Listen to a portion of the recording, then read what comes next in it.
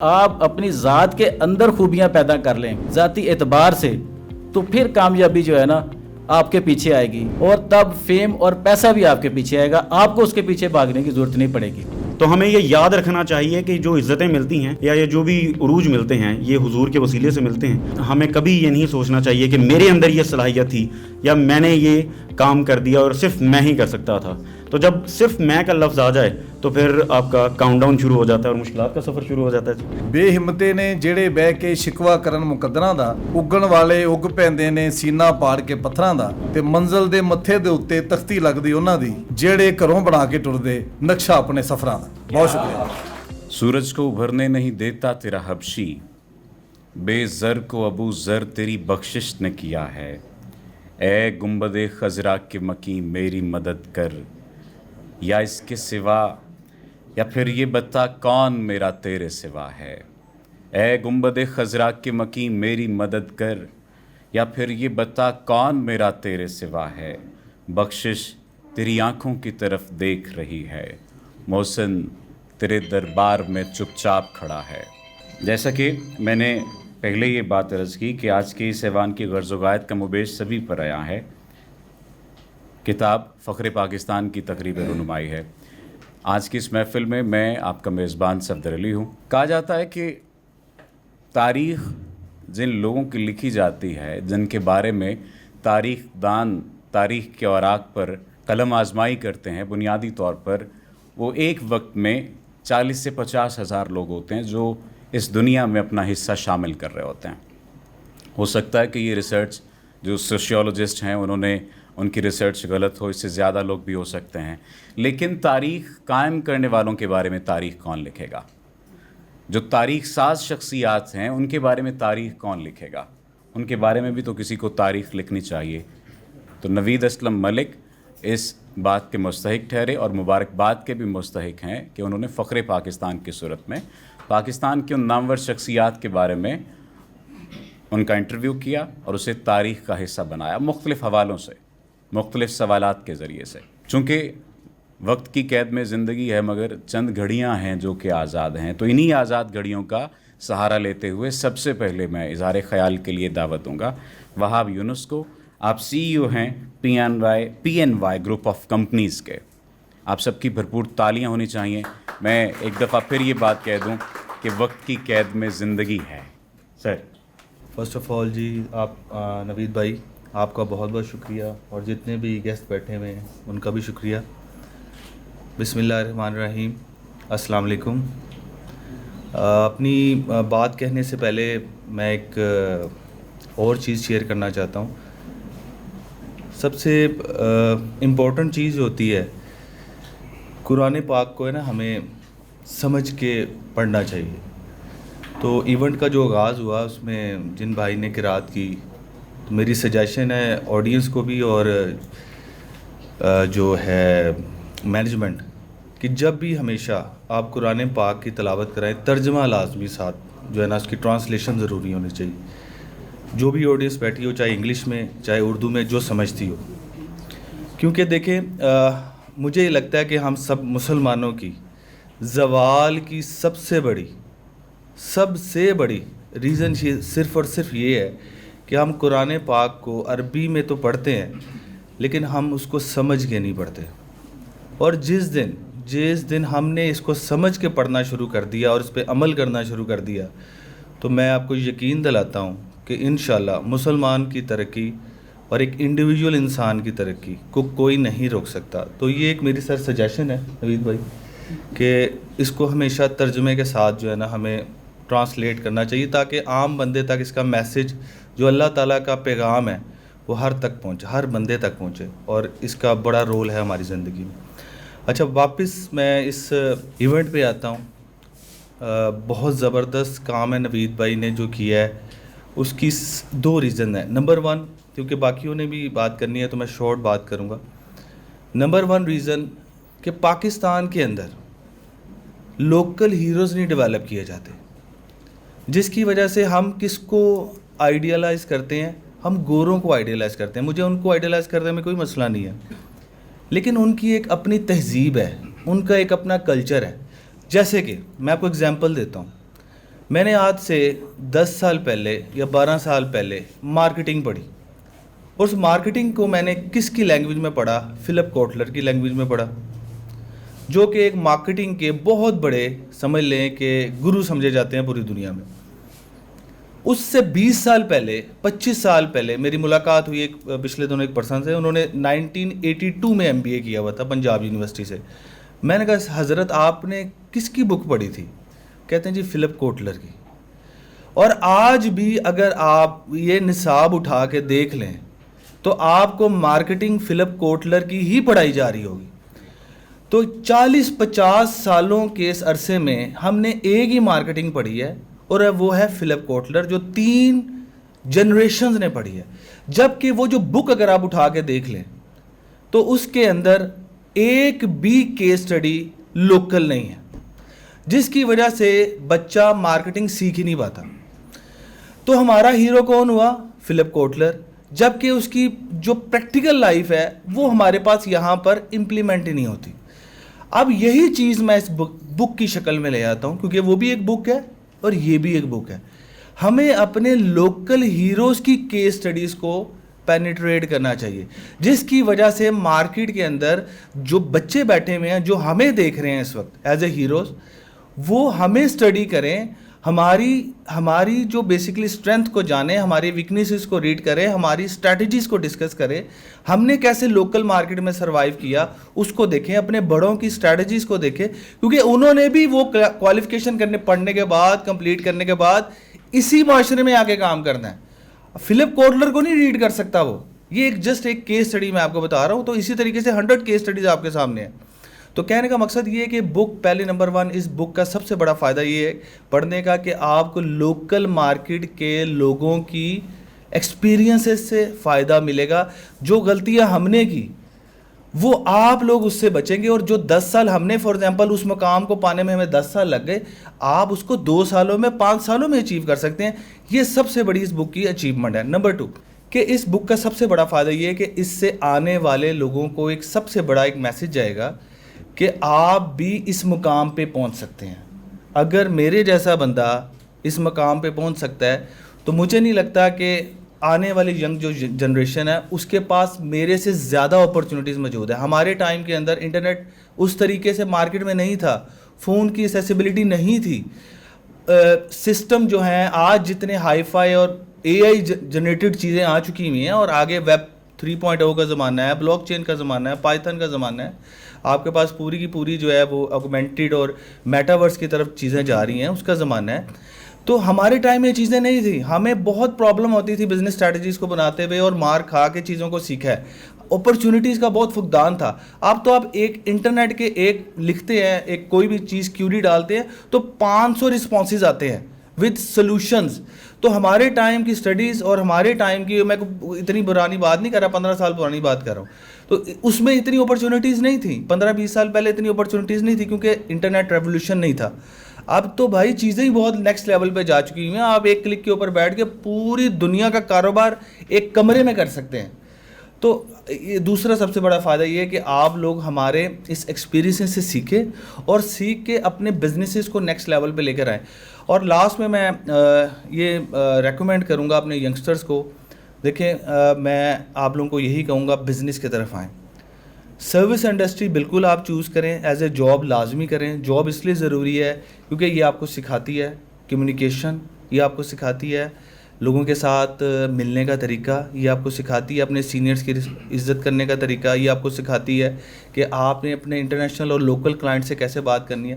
لیکن ان دا اینڈ اپنا گول یہ رکھیں کہ میں نے بزنس کرنا ہے, کیونکہ پاکستان کو اس وقت بزنس انڈسٹری کی ضرورت ہے ہمارے پاس. اور بزنس کرنے کے لیے آپ کو پیسے کی ضرورت نہیں ہے, آپ کو اسکل کی ضرورت ہے.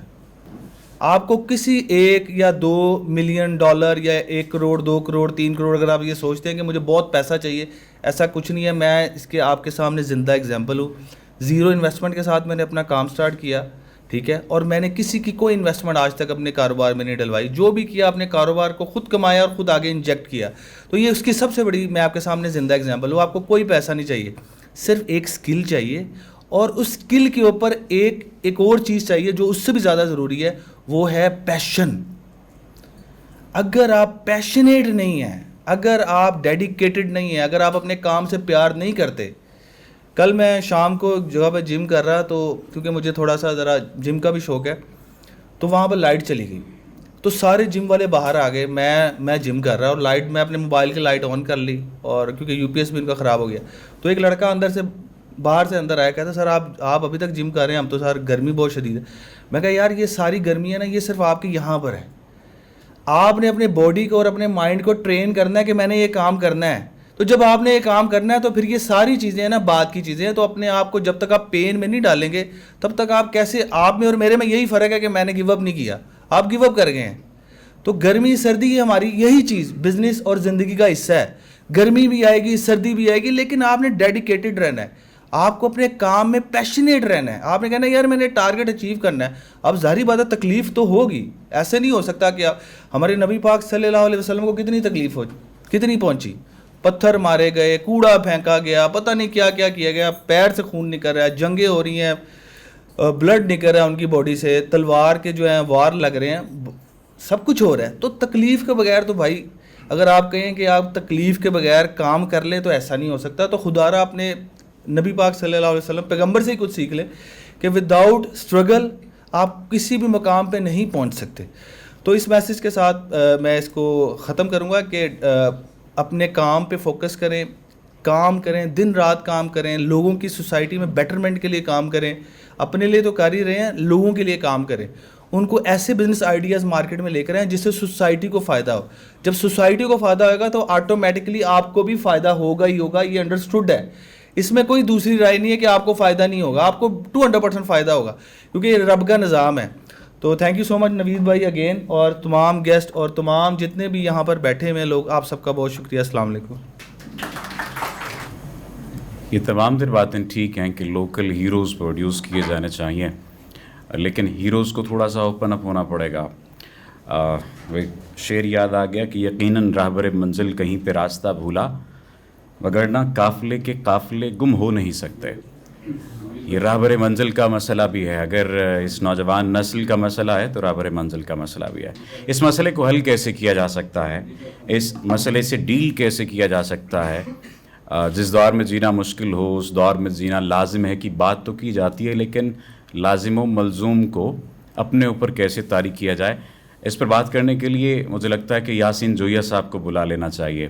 ایک بات میں بتا دوں کہ چونکہ یہ مشاعرہ نہیں ہے تو اس میں حفظ مراتب والا معاملہ تھوڑا سا ہمیں ڈیل کرنا پڑے گا. شاید صاحب میری بات سمجھ رہے ہوں گے کہ ہمیں سب سے بڑا مسئلہ مشاعرے کی نظامت کرتے ہوئے ہوتا ہے کہ یہ بات کہی جاتی جی کہ وہ تو جونیئر شاعر تھا اسے پہلے بلایا, وہ سینئر شاعر تھا اسے پہلے بلا لیا.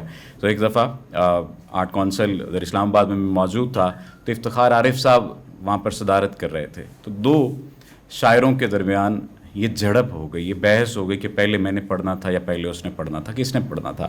امر جالب ہنس رہے ہیں اس بات پر کیونکہ یہ انہیں بھی مشکل درپیش رہتی ہے. تو افتخار صاحب آ گئے اور افتخار صاحب نے مائک سنبھالا اور انہوں نے کہا کہ میں پہلے پڑھ لیتا ہوں. یہ تمہید باندھنے کا مقصد اور مطلب یہ ہے کہ کوئی بھی شخص اگر اسے حفظ مراتب کے اصولوں کے تحت نہ بلایا جائے تو وہ ان کی طبع نازک پر یہ بات گراں نہیں گزرنی چاہیے. یاسین جویہ صاحب کے تعارف کے لیے بہت سارے تعارف ہیں ان کے. Honorary consul general Sri Lanka, C O Asian media group leader national security workshop Balochistan, former G M P T V, former C E O Sun television network, اور بھی بہت سارے تعارف جو مجھ تک نہیں پہنچے اور مجھ تک پہنچنے کے ساتھ ساتھ ان لوگوں تک بھی نہیں پہنچ سکے جن تک پہنچنے چاہیے تھے. میں تیرا نام بھی نہ لوں پھر بھی لوگ پہچانے کہ آپ اپنا تعارف ہوا بہار کی ہے. آپ سب کی بھرپور تالیوں میں یاسین جویہ صاحب. بسم اللہ الرحمن الرحیم. تھینک یو ویری مچ نوید اسلم ملک صاحب. جب ان کا مجھے کال آئی کہ جی آپ کو بھی فخر پاکستان کے لیے ہم نے سلیکٹ کیا ہے اور آپ کا بھی انٹرویو میں چاہتا ہوں اخبار میں, تو اس میں اپنے کتاب میں, تو مجھے ساری رات نیند آئی کہ کیا میری اتنی پوزیشن ہو گئی ہے کہ میں فخر پاکستان کی اس لسٹ میں شامل ہو گیا الحمدللہ. اور جو 2 چیزیں انہوں نے بک میں میرے بارے میں لکھی ہے وہ ایک 10% آف دا ایکچوئل ہے جو انہوں نے میرے بارے میں لکھا ہے. بیسیکلی انہوں نے مجھے as a CEO Asian media group لکھا ہے. میں نے کچھ کنٹریبیوشن ایسی آج آپ سے شیئر کروں گا جو واقعی میں سمجھوں گا کہ میں فخر پاکستان کی اس بکے میں اور اس گلدستے میں میرا نام آنا چاہیے تھا, جو کہ ہڈن ہے, جو انہوں نے اس کتاب کے اندر میرا تعارف مینشن نہیں کیا. جب میں honorary council general Sri Lanka بنا 3 سال پہلے, تو مجھے پتہ چلا کہ سری لنکا از دا اونلی کنٹری جو پوری دنیا میں آنکھوں کا عطیہ کرتا ہے, کارنیا, آئی گلوب. تو میں نے اس پہ ریسرچ کی کہ پاکستان اتنا بڑا ملک ہے اور ہمارے یہاں پہ بہت سے ایشوز ہیں, آئیز کے, بلائنڈنیس ہے, سائٹی کا ایشو ہے, شوگر ہے, ہائی بلڈ پریشر کی وجہ سے آپ کی آئی سائٹ ویک ہو جاتی ہے. تو پاکستان کو کتنا کارنیا کا جو ہے وہ وہاں سے ڈونیشن آتا ہے سری لنکا سے, تو پتہ چلا کہ بہت نامینل سے لوگ ہیں جو ان کو اپروچ کرتے ہیں اور وہ بھیجتے ہیں. تو سب سے پہلے میں نے سری لنکن گورنمنٹ سے بات کی کہ اگر آپ نے پاکستان میں اپنا سافٹ امیج کو بہتر کرنا ہے, جو کہ آلریڈی بہت اچھا ہے, ہمارے بائی لیٹرل اور multi lateral relation Sri Lanka کے ساتھ بہت اچھے ہیں, آپ کو پتہ ہے بڑے کارڈیل ریلیشنز ہیں. تو میں نے کہا کہ آپ مجھے یہ ایک MOU سائن کرائیں تاکہ میں میکسیمم جو کارنیا آئی گلوب ہیں وہ اپنے پاکستانی بہن بھائیوں کے لیے لے کے آنا چاہتا ہوں.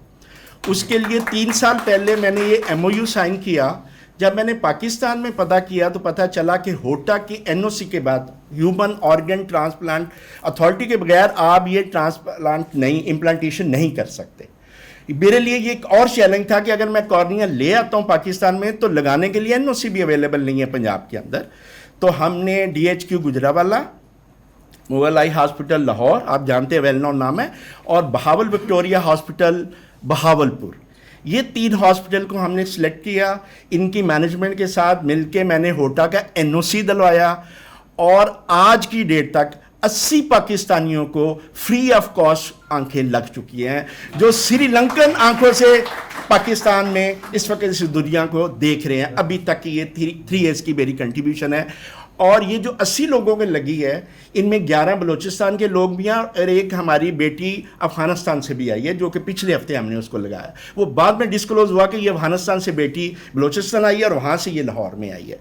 ایک بیٹی اس میں تھی, جب اوبیسلی جب وہ پیشنٹ کو ہم ایک پورا کرائٹیریا, ایک پورا SOP ہے, تو ان میں سے 3 بیٹیاں جب بلوچستان والی میری لاہور آئیں تو ان بیٹیوں کو وہ ہاسپٹل والے اور کارنیا کے لیے میرے کونسلیٹ میں لے کے آئے, اور انہوں نے کہا کہ ہم آپ سے ملانا چاہتے ہیں.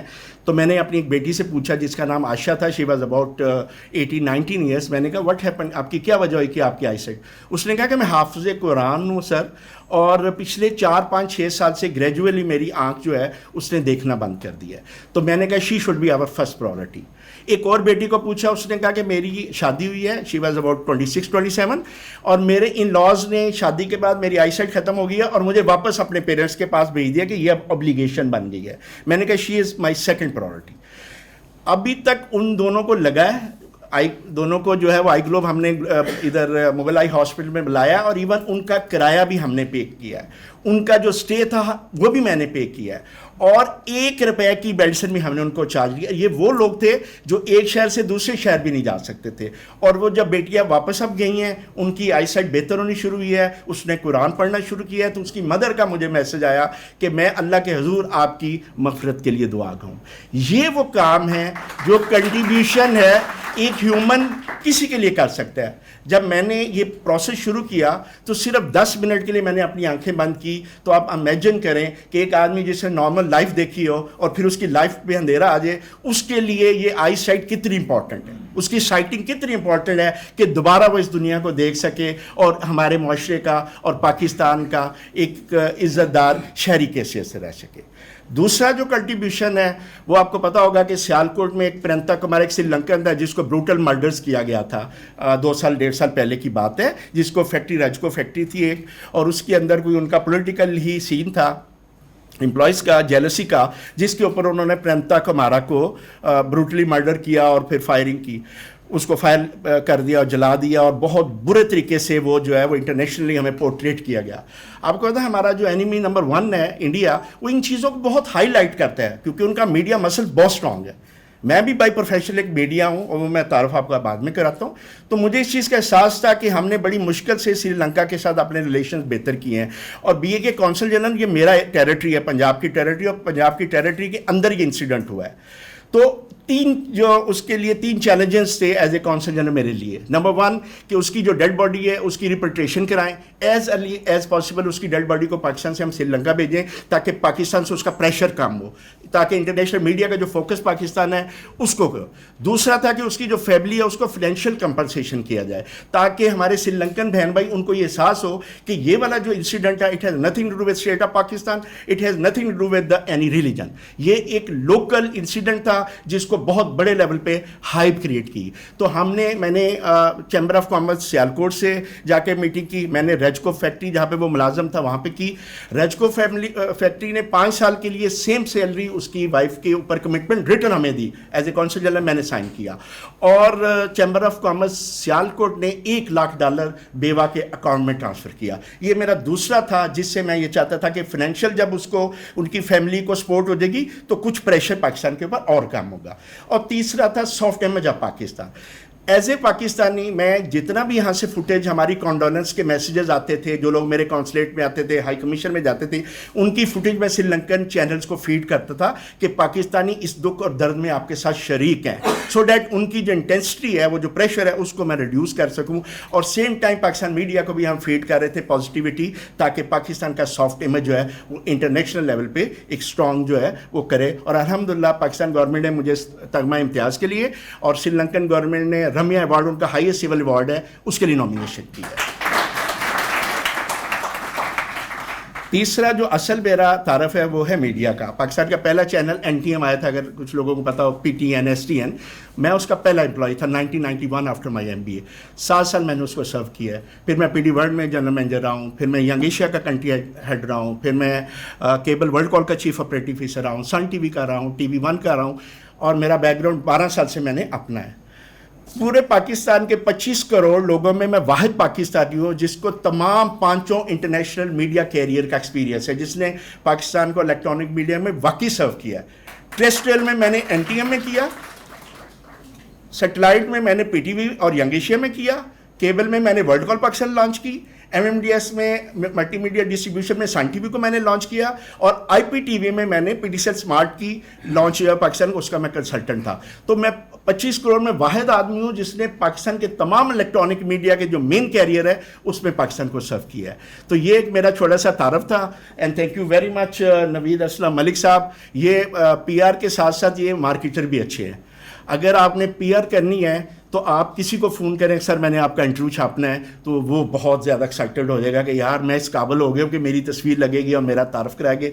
तो इन्होंने जो किया है उसमें एक बहुत बड़ी PR एक्टिविटी नज़र आ रही है, और मैं इनसे बहुत ज़्यादा एक्सपेक्ट कर रहा हूँ कि इंशाल्लाह ये आने वाली हमारी होप है पाकिस्तान के लिए एज ए जर्नलिस्ट, कि जो जर्नलिस्ट भी हैं, जो PR एक्टिविटी में बहुत हैं और मार्केट में भी बहुत स्ट्रांग है। Thank you so much mister, and thank you so much. Yasin साहब को सुन के वो शेर याद आया कि जहाँ तक पाँव मेरे जा सके हैं वहीं तक रास्ता ठहरा हुआ है। उम्मीद ये है कि आप अपना दर भी खुला रखेंगे अपने कुशादा सीने की तरह, ताकि नौजवान नस्ल आपके पास आए, सीखने का अमल भी जारी रहे और दस्ते मसीहाई भी आप बुलंद करते रहें। क्योंकि अमूमी तौर पर होता ये है कि खाने और दिखाने की जो बात एक वो मुहावरा है, उसे मैं पूरा नहीं बोलूँगा, वो मुख्तलिफ होता है। लेकिन मैं जिन नौजवान बुज़ुर्गों से मिला हूँ उनसे मैं एक वादा लाजमी लिया करता हूँ कि आप हम जैसों के लिए, हम नौजवानों के लिए आप रास्ते खुले रखिएगा, सीना कुशादा रखिएगा कि जब भी आपसे सीखने आएँ तो आपसे सीख सकें। अदनान आलम साहब हमारे दरमियान मौजूद हैं। मैंने जैसा कि पहले कहा कि वक्त की कैद में ज़िंदगी है, लेकिन बात साथ ही ये भी है कि बात निकली तो बहुत दूर तलक जाएगी। मैं चाहता हूँ कि बात निकले तो दूर तलक ना जाए, इसी हॉल के दरमियान में रहे। आपकी तालियां भरपूर होनी चाहिए। आप लोग जितने लोग मौजूद हैं, 2-2 हाथ सभी के हैं। अगर आप तालियां पीटेंगे तो आवाज़ आएगी। शुक्रिया सफदर। एक लिखारी के लिए, किसी लिखारी के लिए बोलना बहुत आसान होता है, क्योंकि हम लिखारी सब एक जैसे ही होते हैं, जुस्तजू रखते हैं, हसास होते हैं, और अगर नवीद असलम जैसा लिखारी हो तो खूबसूरत भी होते हैं। बात यह है कि किताब रात 12 बजे के करीब मेरे पास पहुंची है, तो मैं किताब पर कम बात कर सकूंगा क्योंकि मैंने पढ़ी नहीं है। اس لیے نوید پہ زیادہ بات کروں گا. بات مختصر ہی ہوگی صفدر. جس طرح ایک شاگرد کے لیے استاد ضروری ہے، ایک مرید کے لیے مرشد ضروری ہے، اسی طرح کتاب کے لیے کتاب بین ضروری ہے، کتاب بینی کرنے والے ضروری ہیں. اور میں شاہد صاحب، میں نے کہیں پڑھا تھا کہ خواب بتاتے نہیں ہیں، تعبیر دکھاتے ہیں. یہ کتاب تعبیر ہے خوابوں کی. ایک کتاب لکھنے کے لیے بڑی محنت کرنی پڑتی ہے، راتیں جاگنی پڑتی ہیں، لیکن ایسا نہ ہو کہ کتاب پڑھتے پڑھتے کوئی سو جائے. اس کو بھی جاگنا چاہیے، اس کے چاروں طرف روشن ہونے چاہیے، ایک نئی جہت، ایک نیا ولولہ اور حوصلہ ہونا چاہیے. یعنی ہمیں جاگتی کتابوں کی ضرورت ہے، اور یہ ایک جاگتی کتاب ہے، ایک مشعل راہ ہے. نوید، آپ کے لیے بہت ساری دعائیں ہیں.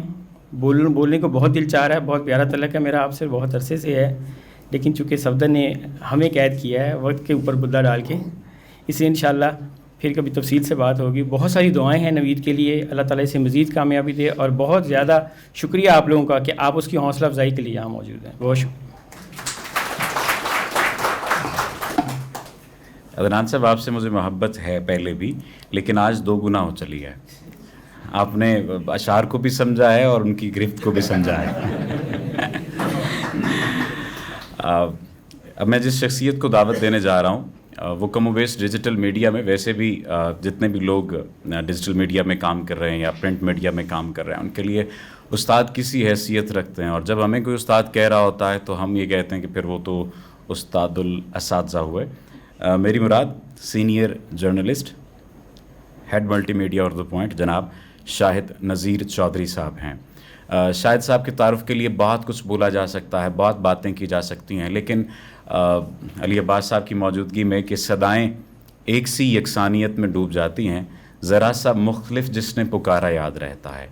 شاہد نذیر چودھری صاحب مختلف پکارنے کے ماہر ہیں. یہ جانتے ہیں کہ کیسے پکارا جائے، کس کو کس درجے پہ جا کر ڈیل کیا جائے. اور وہ جو کہا تھا کہ اس نے جلتی ہوئی پیشانی پہ جب ہاتھ رکھا، روح تک آ گئی تاثیر مسیحائی کی. یہ جانتے ہیں کہ روح تک مسیحائی کی تاثیر کو کیسے پہنچانا ہے. آپ سب کی بھرپور تالیوں میں جناب شاہد نذیر چودھری صاحب. جو آپ کے پہلو میں شہزاد چودھری صاحب بیٹھے ہیں بڑے خاموشی سے. میں تو حیران ہوں کہ جویا صاحب کو ہمارے سامنے بٹھا دیا انہوں نے. اتنی بڑی ہستی کو، اتنی بڑی شخصیت کو انہیں اسٹیج پہ بیٹھنا چاہیے تھا. یہ حقیقت میں پاکستان کا فخر ہیں. اور میں جہاں جہاں میں دیکھ رہا ہوں اتنے نامور لوگ یہاں موجود ہیں کہ ان کی موجودگی میں مجھے لگتا ہے یہاں نہیں بیٹھنا چاہیے. میرے جیسے لوگوں کو جو ابھی تک زندگی کو ایک ریلو کٹے کی طرح گزار رہے ہیں. ہم نہیں سمجھتے ہم کبھی کامیاب ہوئے ہیں، کیونکہ ہم نے کبھی نہیں کہا اور نہ کبھی سوچا ہے کہ ہم کبھی فخر پاکستان بن سکتے ہیں. ہم تو یہ جتنے بھی فخر پاکستان ہیں ہم ان کے خادم ہیں، ہم ان کے لیے کام کرتے ہیں اور اپنے ان نوجوانوں کے لیے جو یہ تمنا رکھتے ہیں اپنے دل میں کہ وہ فخر پاکستان بن جائیں. تو ہماری کوششیں ان کے لیے ہیں، ان کے لیے ہماری جدوجہد ہے، ان کے لیے ہمارے دروازے دل کے بھی کھلے ہیں اور گھر کے دروازے بھی اور دفتر کے دروازے بھی ہر وقت کھلے ہیں. یہاں بہت سارے ایسے لوگ ہیں جو ان کھلے دروازوں سے ہمارے دفاتر میں بھی آتے رہے ہیں اور دل میں آنے سے پہلے ہم ذرا پوچھ لیتے ہیں. لمبی داستان ہے، مختصر ٹائم بہت مختصر ہے. میں معذرت چاہتا ہوں، ایک مجھے پہنچنا بھی ہے، اس لیے میں نے گزارش کی تھی کہ مجھے پہلے بھگتا لیں. مسئلہ یہ ہے کہ فخر پاکستان جو کتاب ہے، اس کے جو مندرجات ہیں نا، یہ ہماری زندگی ہے پاکستانیوں کے لیے. کیونکہ یہ درد میں نے خود سہا ہے کہ جس کا کوئی مرشد نہیں تھا، جس کا کوئی مینٹور نہیں تھا.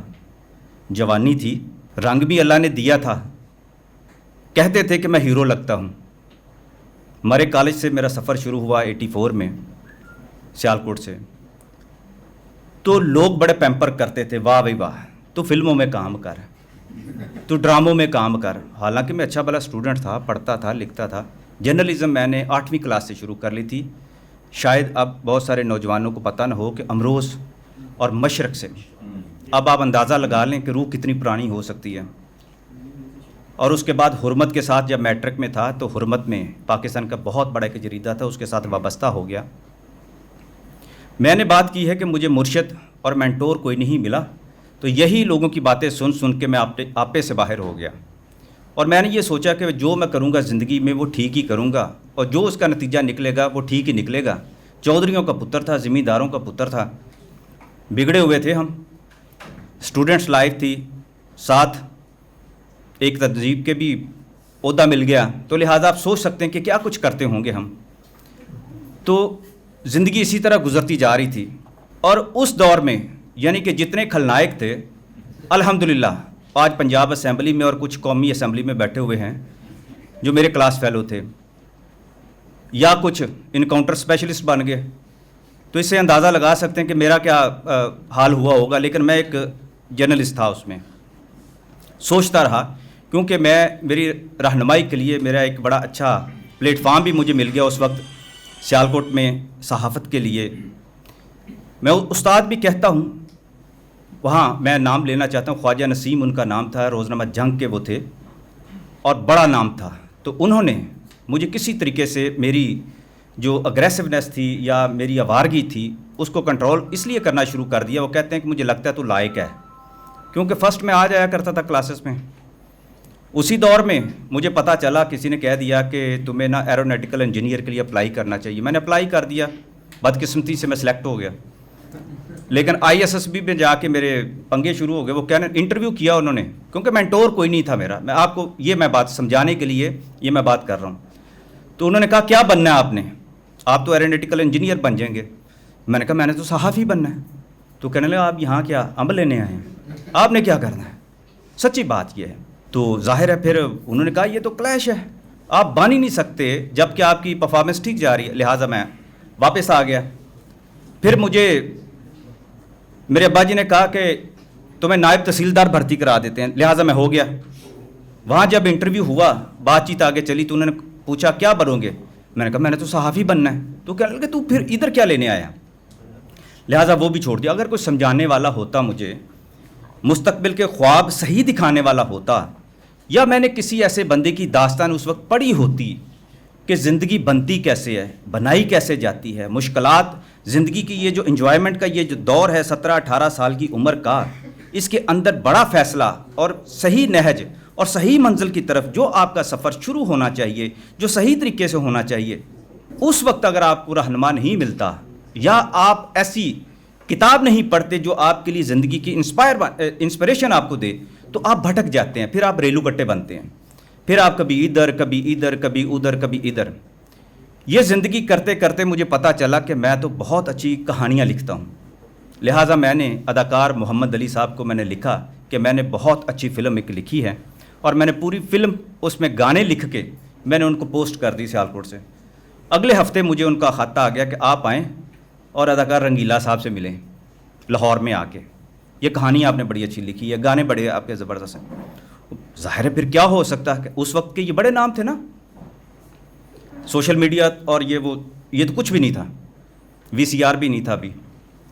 میں آ گیا، سارا آدھے رنگیلا صاحب کے گھر کے سامنے میں کھڑا رہا کہ آج رنگیلا صاحب سے میں نے ملنا ہے. لیکن ٹائم میرا سارا گزر گیا، عصر کا ٹائم ہو گیا. تو مجھے خیال آیا کہ مجھے تو نماز پڑھ لینی چاہیے نا. میں سامنے ایورنیو میں نماز پڑھنے چلا گیا. نماز پڑھتے ہوئے دل میں ملال آنا شروع ہو گیا کہ یار چودھریوں کا پتر ہو کے ایک تنظیم کا لیڈر ہو کے، اور سارا دن سے خواری ہے، بھوک پیاس میں میں کھڑا رہا ہوں، جانتا کوئی نہیں ہے. یہ 85 کی باتیں ہوں گی.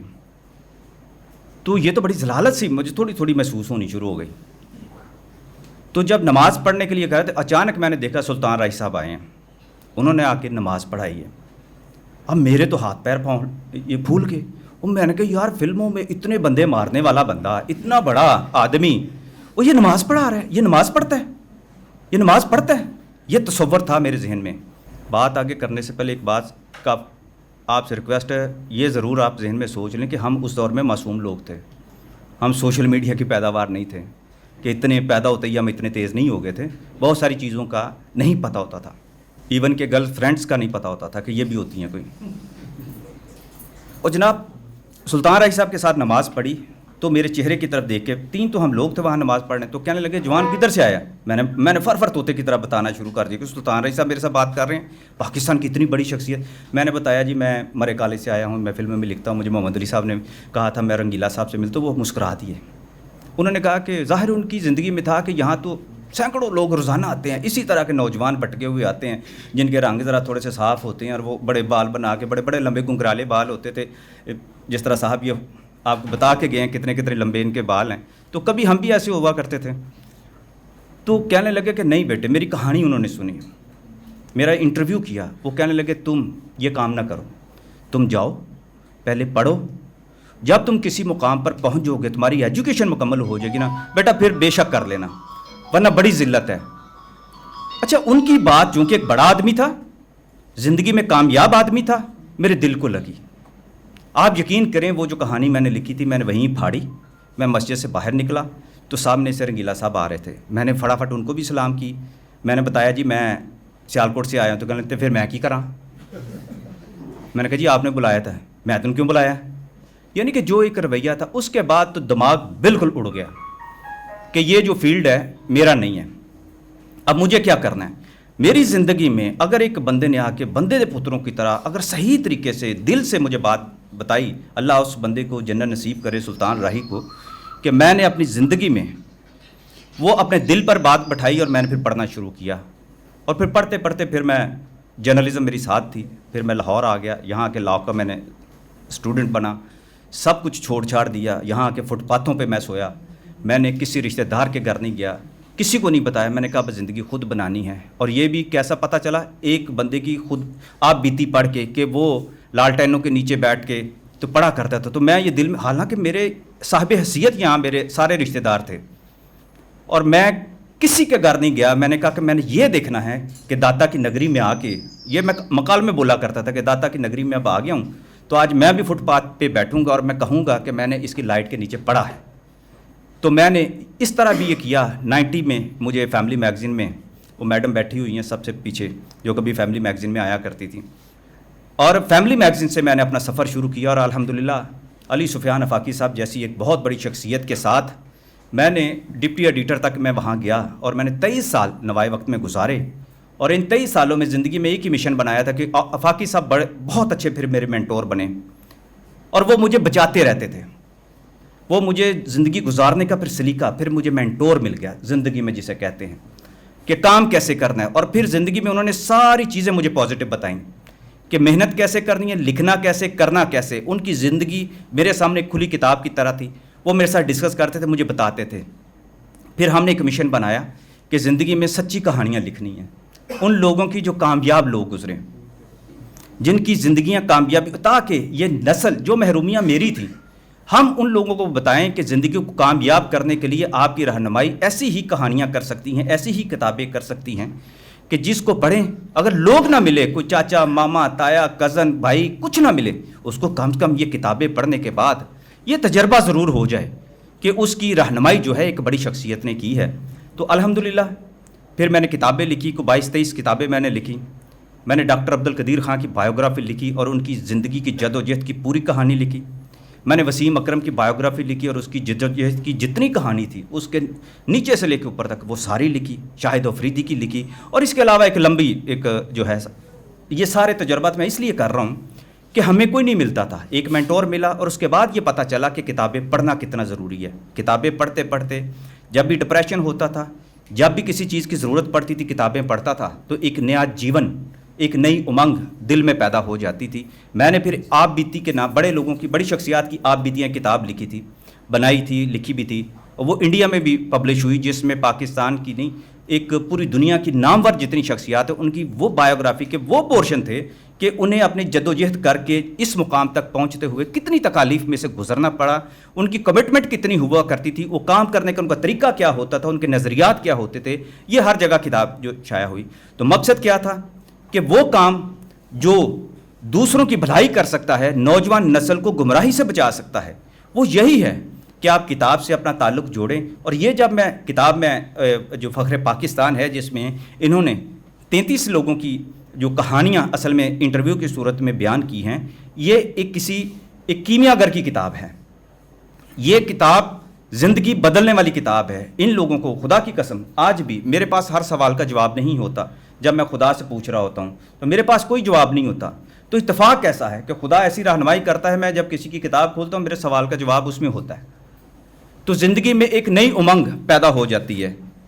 تو کتابیں پڑھنے سے میں سمجھتا ہوں کہ ان کا ایک صدقہ جاریہ ہے، اور ہمارے اوپر میں سمجھتا ہوں ہمارے جیسی نسلوں کے اوپر یہ احسان ہے کہ ہم یاسین جویا صاحب جیسی شخصیات کے، اعظم ملک صاحب کی جو لائف ہے، جو وہاب صاحب بتا کے گئے ہیں، جب ہم ان کی زندگیوں کو پڑھتے ہیں تو یقین کریں آپ کو تیرنا آ جائے گا، آپ کو کچھ بننا آ جائے گا، آپ کو لڑنا آ جائے گا، اپنا حق لینا آ جائے گا.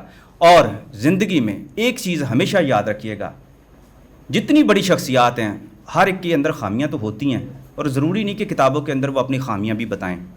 تو نہ ہی آپ ان کی خامیاں تلاش کریں، اور نہ ہی آپ یہ اپنے آپ کو کہیں کہ میں نے 100% جو ہے پیور ہو جانا ہے. یہ ممکن نہیں ہو سکنا.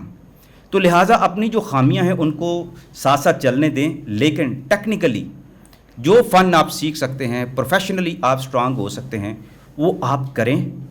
انہی کتابوں سے آپ کو اگر کہیں سے سوال کا جواب نہیں ملتا تو انہی کتابوں سے آپ کو سارے جواب مل جائیں گے. بہت بہت شکریہ.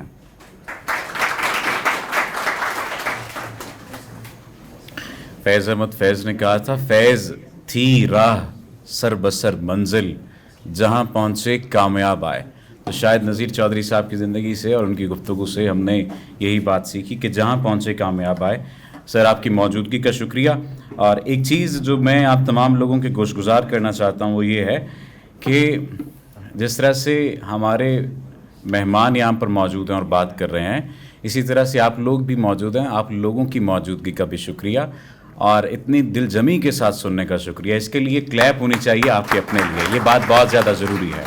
اب ایک چودھریاں دا پتر اسی بھگتا لیا ہوں، دوسرے چودھری دا پتر دی باری ہے.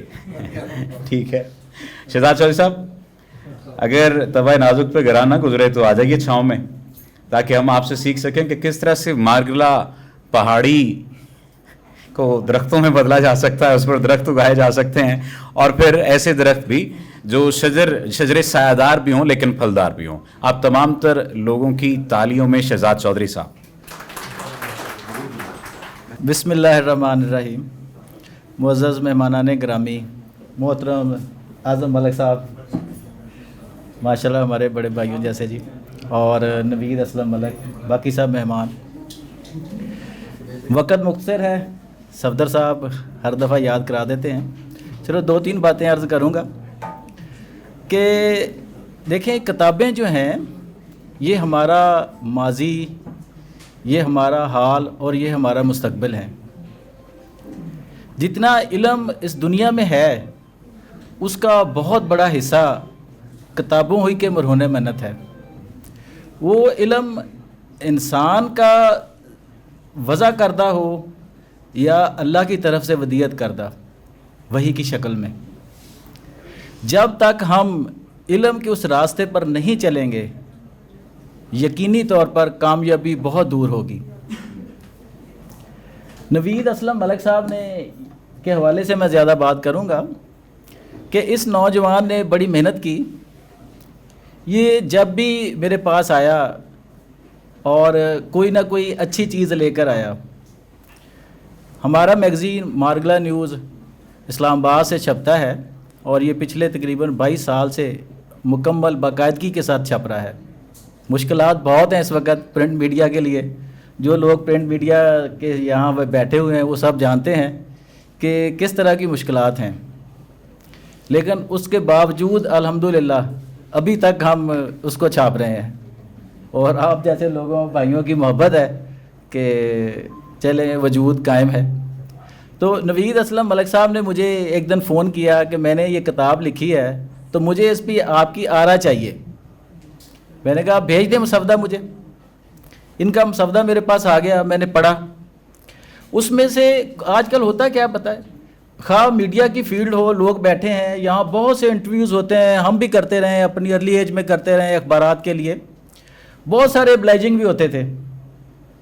کہ ٹھیک ہے کسی کے ساتھ آپ کا ریلیشن ہے، ملک صاحب بہت اچھی طرح جانتے ہیں وقت میں ان کا ماضی گزرا ہے، تو لیکن ایک بات میں یہ کہتا ہوں کہ ان کی کتاب میں جو شامل لوگ ہیں ان میں سے بہت سے لوگوں کو میں ذاتی طور پہ جانتا ہوں. جیسے ابھی یاسین جویا صاحب اٹھ کے گئے ہیں، جویا صاحب سے میرا 97-98 کا تعلق ہے. جب ہم ابھی کیریئر کے اپنے ابتدائی دنوں میں تھے تو یہ لوگ جو ہے اس وقت این ٹی ایم میں کام کر رہے تھے، پھر میں نے بھی این ٹی ایم میں کام کیا، نیٹ ورک ٹیلی ویژن مارکیٹنگ، یہ سبسڈری تھی پی ٹی وی کی. ہم نے ان کے ساتھ کام کیا، پی ٹی وی میں کیا، پھر یہ چلے گئے ینگ ایشیا ٹی وی میں، پھر ہم نے ان کے ساتھ کام کیا. تو یہ سارے لوگ جانتے ہیں. ان میں سے جو لوگ ہیں، امجد ثاقب صاحب ہیں بطور صحافی، میرا ان سے بڑا پرانا تعلق ہے. جب ابھی ابتدائی سٹیج تھی اخوت کی تو ہم نہ صرف ان کے ایونٹ کور کرتے تھے، ہم باقی ساری کوریج دیتے تھے. اس کے ساتھ ساتھ جمشید اقبال چیمہ، جن کے طرز سیاست سے اختلاف تو ہو سکتا ہے، لیکن یہ ضرور ہے کہ چیمہ صاحب نے بھی گراؤنڈ سے اٹھ کے، گراس روٹ لیول سے اٹھ کے ترقی کی. انہوں نے نہ صرف اپنا ادارہ بنایا اور انہوں نے سیاست میں بھی فعال کردار ادا کیا، خواہ پیسے ہی کی بیس پہ کیا. تو اس طرح کے باقی لوگ جو اس میں شامل ہیں ان کو میں ذاتی طور پہ اس لیے جانتا ہوں کہ میرا ان سے صافیانہ بھی تعلق رہا، پھر بعد میں جو ذاتی تعلقات میں بھی بدلا. تو یہ نوید صاحب کی یہ بات کرنے کا مطلب یہ ہے کہ انہوں نے کتاب میں کسی ایسے بندے کو شامل کیا نہیں لگتا جو میرٹ پہ نہ ہو. اس چیز کو صحافی دوست آپ بڑی اچھی طرح جانتے ہیں کہ ہم کتنے لوگوں کے بلائجنگ انٹرویو کر رہے ہوتے تھے، چیزیں کر رہے ہوتے تھے، کوئی سفارشی کر رہے ہوتے تھے. کسی نے مالکان کو سفارش کرا دی، کسی کے ایڈیٹر کو سفارش کرا دی، تو فون آ گیا رپورٹر کو، یار اس کا ٹائم کرو، اس کا انٹرویو کر کے چھاپ دو جناب. تو بہرحال کتاب میں ایسا کوئی کانٹینٹ مجھے نظر نہیں آیا. پھر میں نے اپنی آرا اس پہ لکھ کے بھیجی کہ یہ لوگ جو اتنے لوگ شامل ہیں، جو اس میں قاسم علی شاہ صاحب بھی شامل ہیں، باقی لوگ ہیں، ان لوگوں نے واقعی اپنی محنت کے بل بوتے پر وہ مقام حاصل کیا کہ جو ظاہر اب لوگوں کو مشکل نظر آتا ہے. لیکن نوجوانوں کو ایک چیز پہ فوکس کرنا چاہیے کہ جب تک ہم اپنی صلاحیت کو ابھار نہیں لیں گے تب تک اگر آپ منہ میں سونے کا چمچ بھی لے کر پیدا ہوئے ہیں تو آپ اس کو بھی گنوا لیں گے اگر آپ کے اندر ذاتی حیثیت میں کوئی اسکل نہیں ہے. تو کہ جب تک آپ اپنی ذات کے اندر خوبیاں پیدا کر لیں ذاتی اعتبار سے تو پھر کامیابی جو ہے نا آپ کے پیچھے آئے گی، اور تب فیم اور پیسہ بھی آپ کے پیچھے آئے گا، آپ کو اس کے پیچھے بھاگنے کی ضرورت نہیں پڑے گی. تو یہ اس نوجوان کی بڑی اچھی ایفرٹ ہے کہ اس نے اس طرح کی کتاب مرتب کی. اس کو اپنے اگلے ایڈیشن پہ بھی لے کے جانا چاہیے. اور بھی پاکستان میں بہت سے لوگ ہیں جو واقعی قابل تقلید ہیں، جو واقعی قابل مثال ہیں، وہ لوگ کہ جن کی خدمات قومی سطح پر اجاگر کرنی چاہیے. جیسے ابھی عبد الوہاب صاحب کہہ کے وہ بھی چلے گئے ہیں کہ لوکل لوگ جو ہیں ان کی اتنی مثالیں ہیں کامیابی کی ہر شعبہ فکر میں، خواہ معیشت ہو، سیاست ہو، یا صحافت ہو، یا کوئی بھی شعبہ ہو، وہاں پہ ایسے ایسے لوگ ہیں. جیسے پیر ضیاء الحق صاحب ہی ہیں، انہوں نے ماشاءاللہ ایسی اکیڈمی بنائی کہ اب بے شمار لوگ اس سے مستفید ہو رہے ہیں. تو دوستوں اور ساتھیوں، بات صرف اتنی ہے کہ ہم نے اپنی خوبی پر توجہ دینی ہے کہ نہ کہ کسی دوسرے کی ٹانگ کھینچنے کی طرف. اچھا ایک بات میں کروں گا، صاحب سب سے پہلے مقرر صاحب ایک دفعہ ایک بات کر گئے ہیں. یہ ہمیں آلریڈی جب بچے تھے تو جو ہمارے سلیبس کی کتابیں تھیں نا، جسے ہم دینیات کہتے تھے، جو کالجز میں پڑھائی جاتی تھی، اسکولوں میں پڑھائی جاتی تھی، وہاں پہ یہ حدیث جو بیان کر گئے ہیں، یہ بیان کی جاتی تھی کہ نبی صلی اللہ علیہ وسلم جو سارے عالموں کے لیے رحمت بنا کر بھیجا گیا جن کو، اور جن کے لیے اللہ تعالیٰ نے فرمایا وَرَفَعْنَا لَكَ ذِكْرَكَ، جن کا ذکر اللہ بلند کر رہا ہے. کیا آپ سوچ سکتے ہیں کوئی معلوم آدمی یا عورت ان پر کوڑا پھینکے؟ یہ بڑی معذرت کے ساتھ میں کہنا چاہوں گا، وہ صاحب اب چلے گئے ہیں. یہ حدیث تمام محدثین کے نقطہ نظر کے اعتبار سے انتہائی ضعیف حدیث ہے. لیکن افسوس کہ یہاں پہ ہمارے ہاں کیا ہوتا رہا ہے کہ وہ ہمارے جو کتابوں میں علم پڑھایا جاتا تھا، جب ہم عملی فیلڈ میں آ گئے 5-10 سال گزار لیے تو پتہ چلا کہ 90 ڈگری اینگل سے مختلف چیزیں ہیں. خواہ وہ دین اسلام کے بارے میں کئی ایک چیزیں ہوں، یا ہماری جو قومی تاریخ تھی 50-60 سال کی، 70 سال کی. میں نے تو یہی سیکھا کہ جو پڑھایا گیا تھا نا اس سے کم از کم آدھا تو ڈفرینس ضرور ہے نا وہاں پہ عملی اعتبار میں. تاریخ کے بھی جھوٹ الگ ہیں اور باقی بھی چیزیں. تو یہ دوستوں سے اپیل ہے کہ جیسے ہم دنیا کا علم سیکھتے ہیں, ہم صحافت سیکھتے ہیں, ہم اچھا وکیل بنتے ہیں, اچھا جج بنتے ہیں, اچھا ڈاکٹر بنتے ہیں, اچھا کوئی فوجی بنتا ہے, کوئی پائلٹ بنتا ہے, تو ان کا فرض ہے کہ وہ اسی طرح کوئی دین کا علم بھی ساتھ اپنے سیکھیں نا. یہ ہم پر سب پر یکساں فرض ہے ایک طرح سے. یہ نہیں ہے کہ ایک مولوی آئے گا اور ہمیں درس دے گا اور وہ اپنے حساب سے جو کچھ بتا جائے گا, ہم آنکھ کان ناک بند کر کے جو ہے وہ بس پیچھے لگ جائیں گے. جناب یہ آنکھ کان ناک سب کا اللہ نے حساب لینا ہے کہ ان کو بروئے کار لا کر آپ حق تک کیوں نہیں پہنچے. اور یہی علم نہ صرف دین کے لیے ہے, یہ دنیا کے لیے بھی ہے. آج جو ہمارے ملک کا حال ہے, جو ہماری اس وقت صحافت اور کا حال ہے, جو سیاست کا حال ہے, جو معاشرت کا حال ہے, اس کی ایک بنیادی وجہ یہ بھی ہے کہ ہم اپنے ناک کان آنکھ استعمال ہی نہیں کرتے, عقل کو استعمال ہی نہیں کرتے. سوشل میڈیا کا دور ہے, ہر ایک چیز وہاں پہ جو آ رہی ہے نوجوان اس سے متاثر ہو رہے ہیں اور کچھ گروہ اٹھ کو اس کے اپنے مقاصد کے لیے استعمال کر رہے ہیں, خواہ وہ سیاست کے ہوں یا کوئی اور ہوں. اور پبلک کیا ہے, نوجوان کیا ہے, وہ حقیقت حال کو نہیں جانتے, گہرائی کو نہیں جانتے, اور ایک عجیب قسم کی دوڑ لگی ہوئی ہے. جو یہی وجہ ہے کہ آج ہمارے ملک کا یہ حال ہے کہ سیاست کہاں پہ پہنچ گئی ہے. جن لوگوں کا کام سیاست کرنا ہے وہ کچھ اور کر رہے ہیں, جن کا کام کچھ اور کرنا ہے وہ سیاست کر رہے ہیں. تو میری صرف اپیل یہ ہے کہ ہم حق اور سچ کو سمجھیں, اپنے آنکھ کان ناک عقل کا استعمال کریں, جن کا اللہ نے حساب لینا ہے. جزاک اللہ. یہ تمام تر باتیں ٹھیک ہیں کہ نوجوان نسل حق اور سچ سے دور ہے, لیکن ہر دور کا حق اور سچ تو مختلف ہے. اور جو بھی ہمارے نوجوان بزرگ ہمارے ساتھ موجود ہیں, میں بزرگوں کے ساتھ نوجوان کا لفظ اس لیے لگا رہا ہوں کہ یہ صرف خواتین کا مسئلہ نہیں ہے کہ انہیں عمر کے مسائل ہوتے ہیں, مردوں کا بھی مسئلہ ہے. تو ہمارے جو نوجوان بزرگ ہیں, ہر دور اپنے دور کی عکاسی کر رہا ہوتا ہے. جس طرح سے یہ بات کہی جاتی ہے, ہم نے پڑھا تھا کہ آئینہ ہمیشہ الٹا عکس دکھاتا ہے. تو آئینے کو اگر سمجھنا پڑے گا تو یہ بھی دیکھنا پڑے گا کہ یہ الٹا عکس کیوں دکھا رہا ہے. پرتو ہے ہمارا. تو نوجوان یہ جو امید کی ناؤ میں بیٹھے ہوئے پھر بھی ڈوب رہے ہیں, اس کی وجہ کیا ہے, اس پر بات کرنے کے لیے میں نوجوان شخصیت کو ہی دعوت دوں گا. رضوان سرور کلیگ بھی ہیں ہمارے, کلیگ سے مراد میڈیا میں کام کر رہے ہیں, لیکن نوجوانوں کے لیے مشعل راہ اس وجہ سے ہیں کہ انہوں نے یہ کہنا بالکل بے جا ہے کہ انہوں نے بہت کم عرصے میں, لیکن انہوں نے اپنے عرصے میں جس کا تعین انہوں نے خود کیا کہ مجھے اس عرصے میں یہاں سے یہاں تک پہنچنا ہے, یہ پہنچے. اور ایک مزیدار جو بات مجھے ان کے بارے میں معلوم ہوئی, یہ میری پہلی باقاعدہ ملاقات ہے, وہ یہ کہ یہ اسٹوڈنٹس کو پیڈ انٹرنشپ کرواتے ہیں. سب سے پہلے تو رضوان صاحب آپ کے لیے اس پر تالیاں کہ ہم 1 سال تک, میں دنیا نیوز میں جب کیریئر کا آغاز کیا تو کم و بیش 1 سال تک کام کرتے رہے اور اپنی جیب خرچ سے ہی کام چلاتے رہے. وائس اوور کے پیسے ملتے تھے تو وہ پیٹرول ڈلوا لینا, اور اس وقت تو ظاہر ہے ابھی بھی مہنگا ہی کام ہے, تب بھی زیادہ مہنگا ہوا کرتا تھا.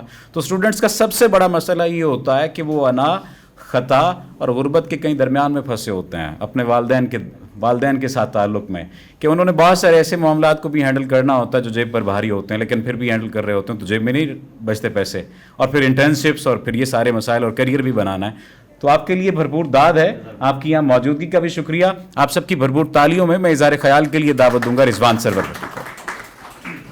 بسم اللہ الرحمن الرحیم. السلام علیکم جی. حضور میری تو ساری بہار آپ سے ہے, میں بے قرار تھا میرا قرار آپ سے ہے.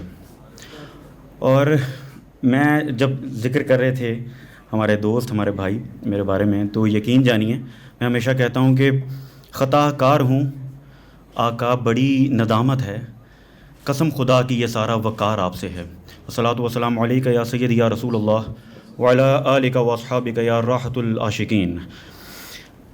سب سے پہلے تو نوید بھائی کے حوالے سے بات کرنا چاہتا ہوں, چونکہ مقصد ہمارا یہاں اکٹھا ہونے کا نوید بھائی کی یہ بک ہے کہ جس نے ہم سب کو اکٹھا کیا.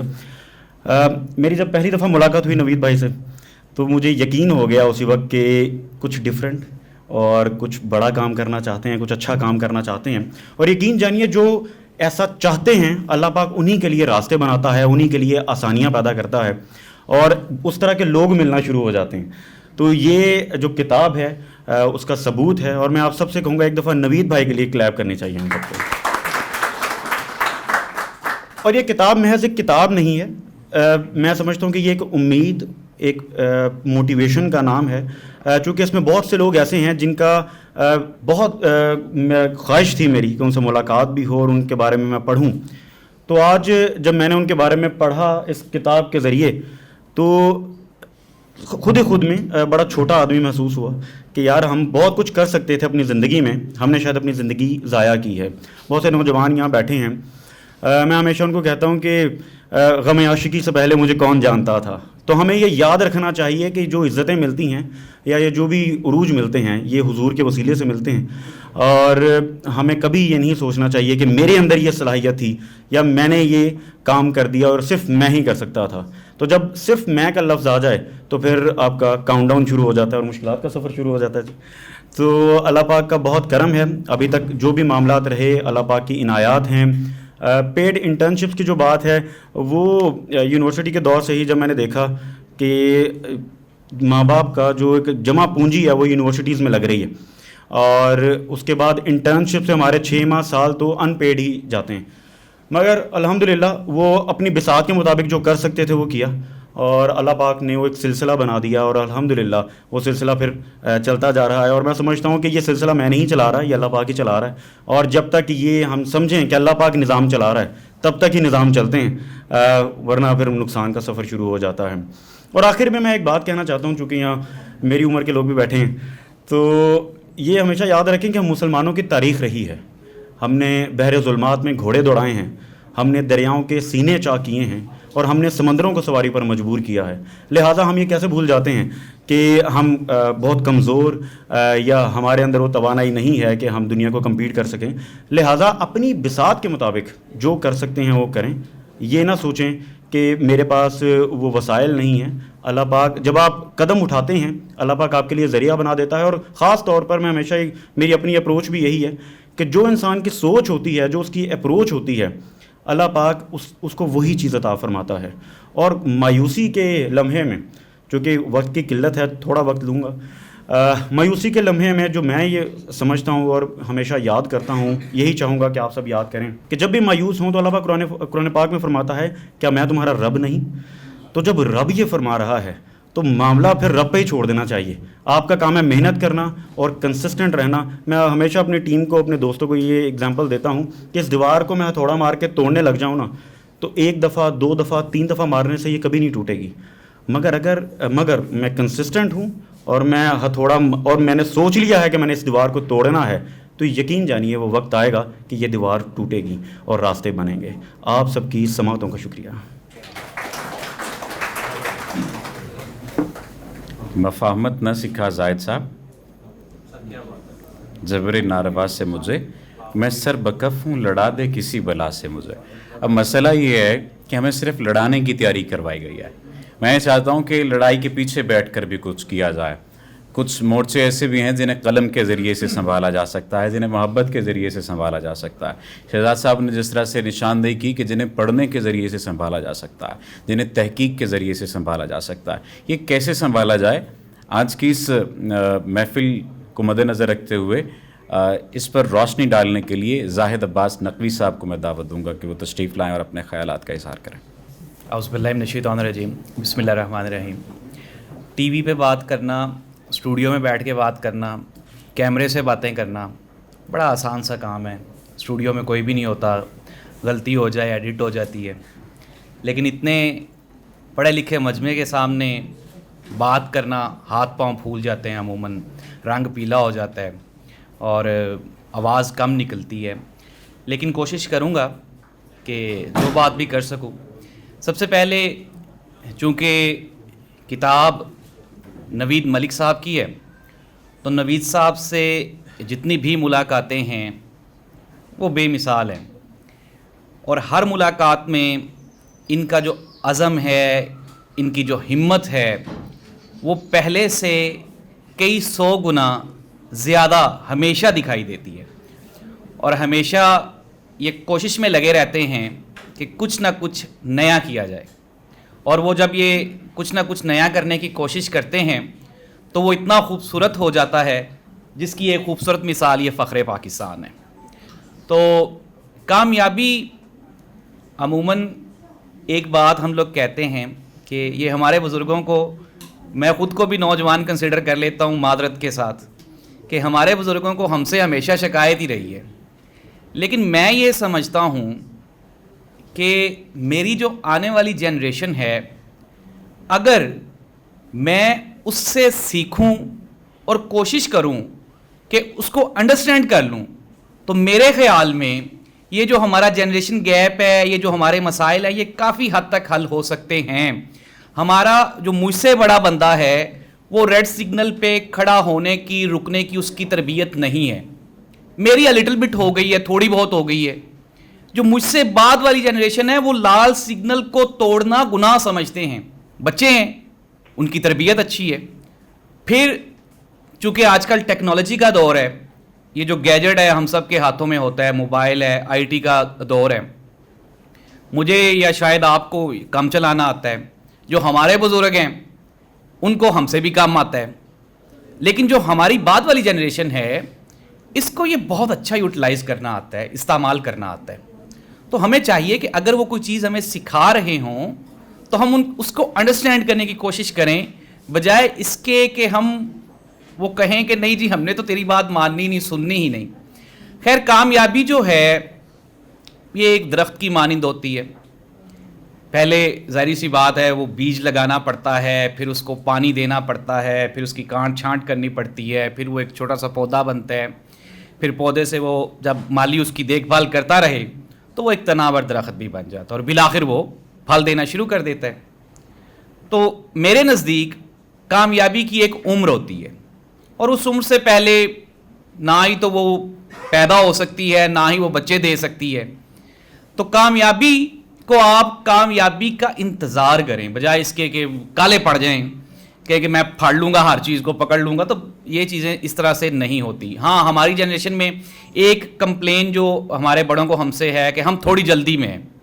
ساڑھے پنجابی کہنے سانو کالی پئی تھوڑی، تو ہم تھوڑی سی جلدی میں ہیں. اگر اس کو سمجھ لیا جائے تو میرا خیال ہے کہ سارے مسائل حل ہو سکتے ہیں. نوید اسلم ملک صاحب کو میری طرف سے بہت بہت مبارک، بڑی اچھی انہوں نے کتاب لکھی اور نوجوانوں کو انہوں نے گر سکھائے ہیں کامیابی کے. اور بڑے لوگ ہمیشہ بڑے ہی ہوتے ہیں.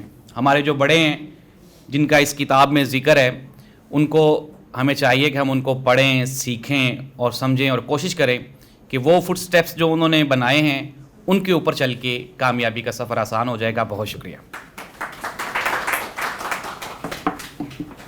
کیسا اور نہ جنا کوئی بنو عازم میں فخر ہوتا ہے قبیلے کا صدا ایک ہی شخص. ایک ہی شخص کیسے پورے قبیلے کا فخر ہو سکتا ہے؟ اسرار چشتی صاحب بہت بڑا نام ہے. ہم ان کے پاس موجود تھے تو ایک سوال کیا گیا. اس سوال کے جواب میں انہوں نے کہا کہ ٹھیک ہے یہ بات کہ practice makes a man perfect, لیکن اس کے ساتھ ایک اور بات میں تم لوگوں کو بتاؤں، perfect practice makes a man perfect.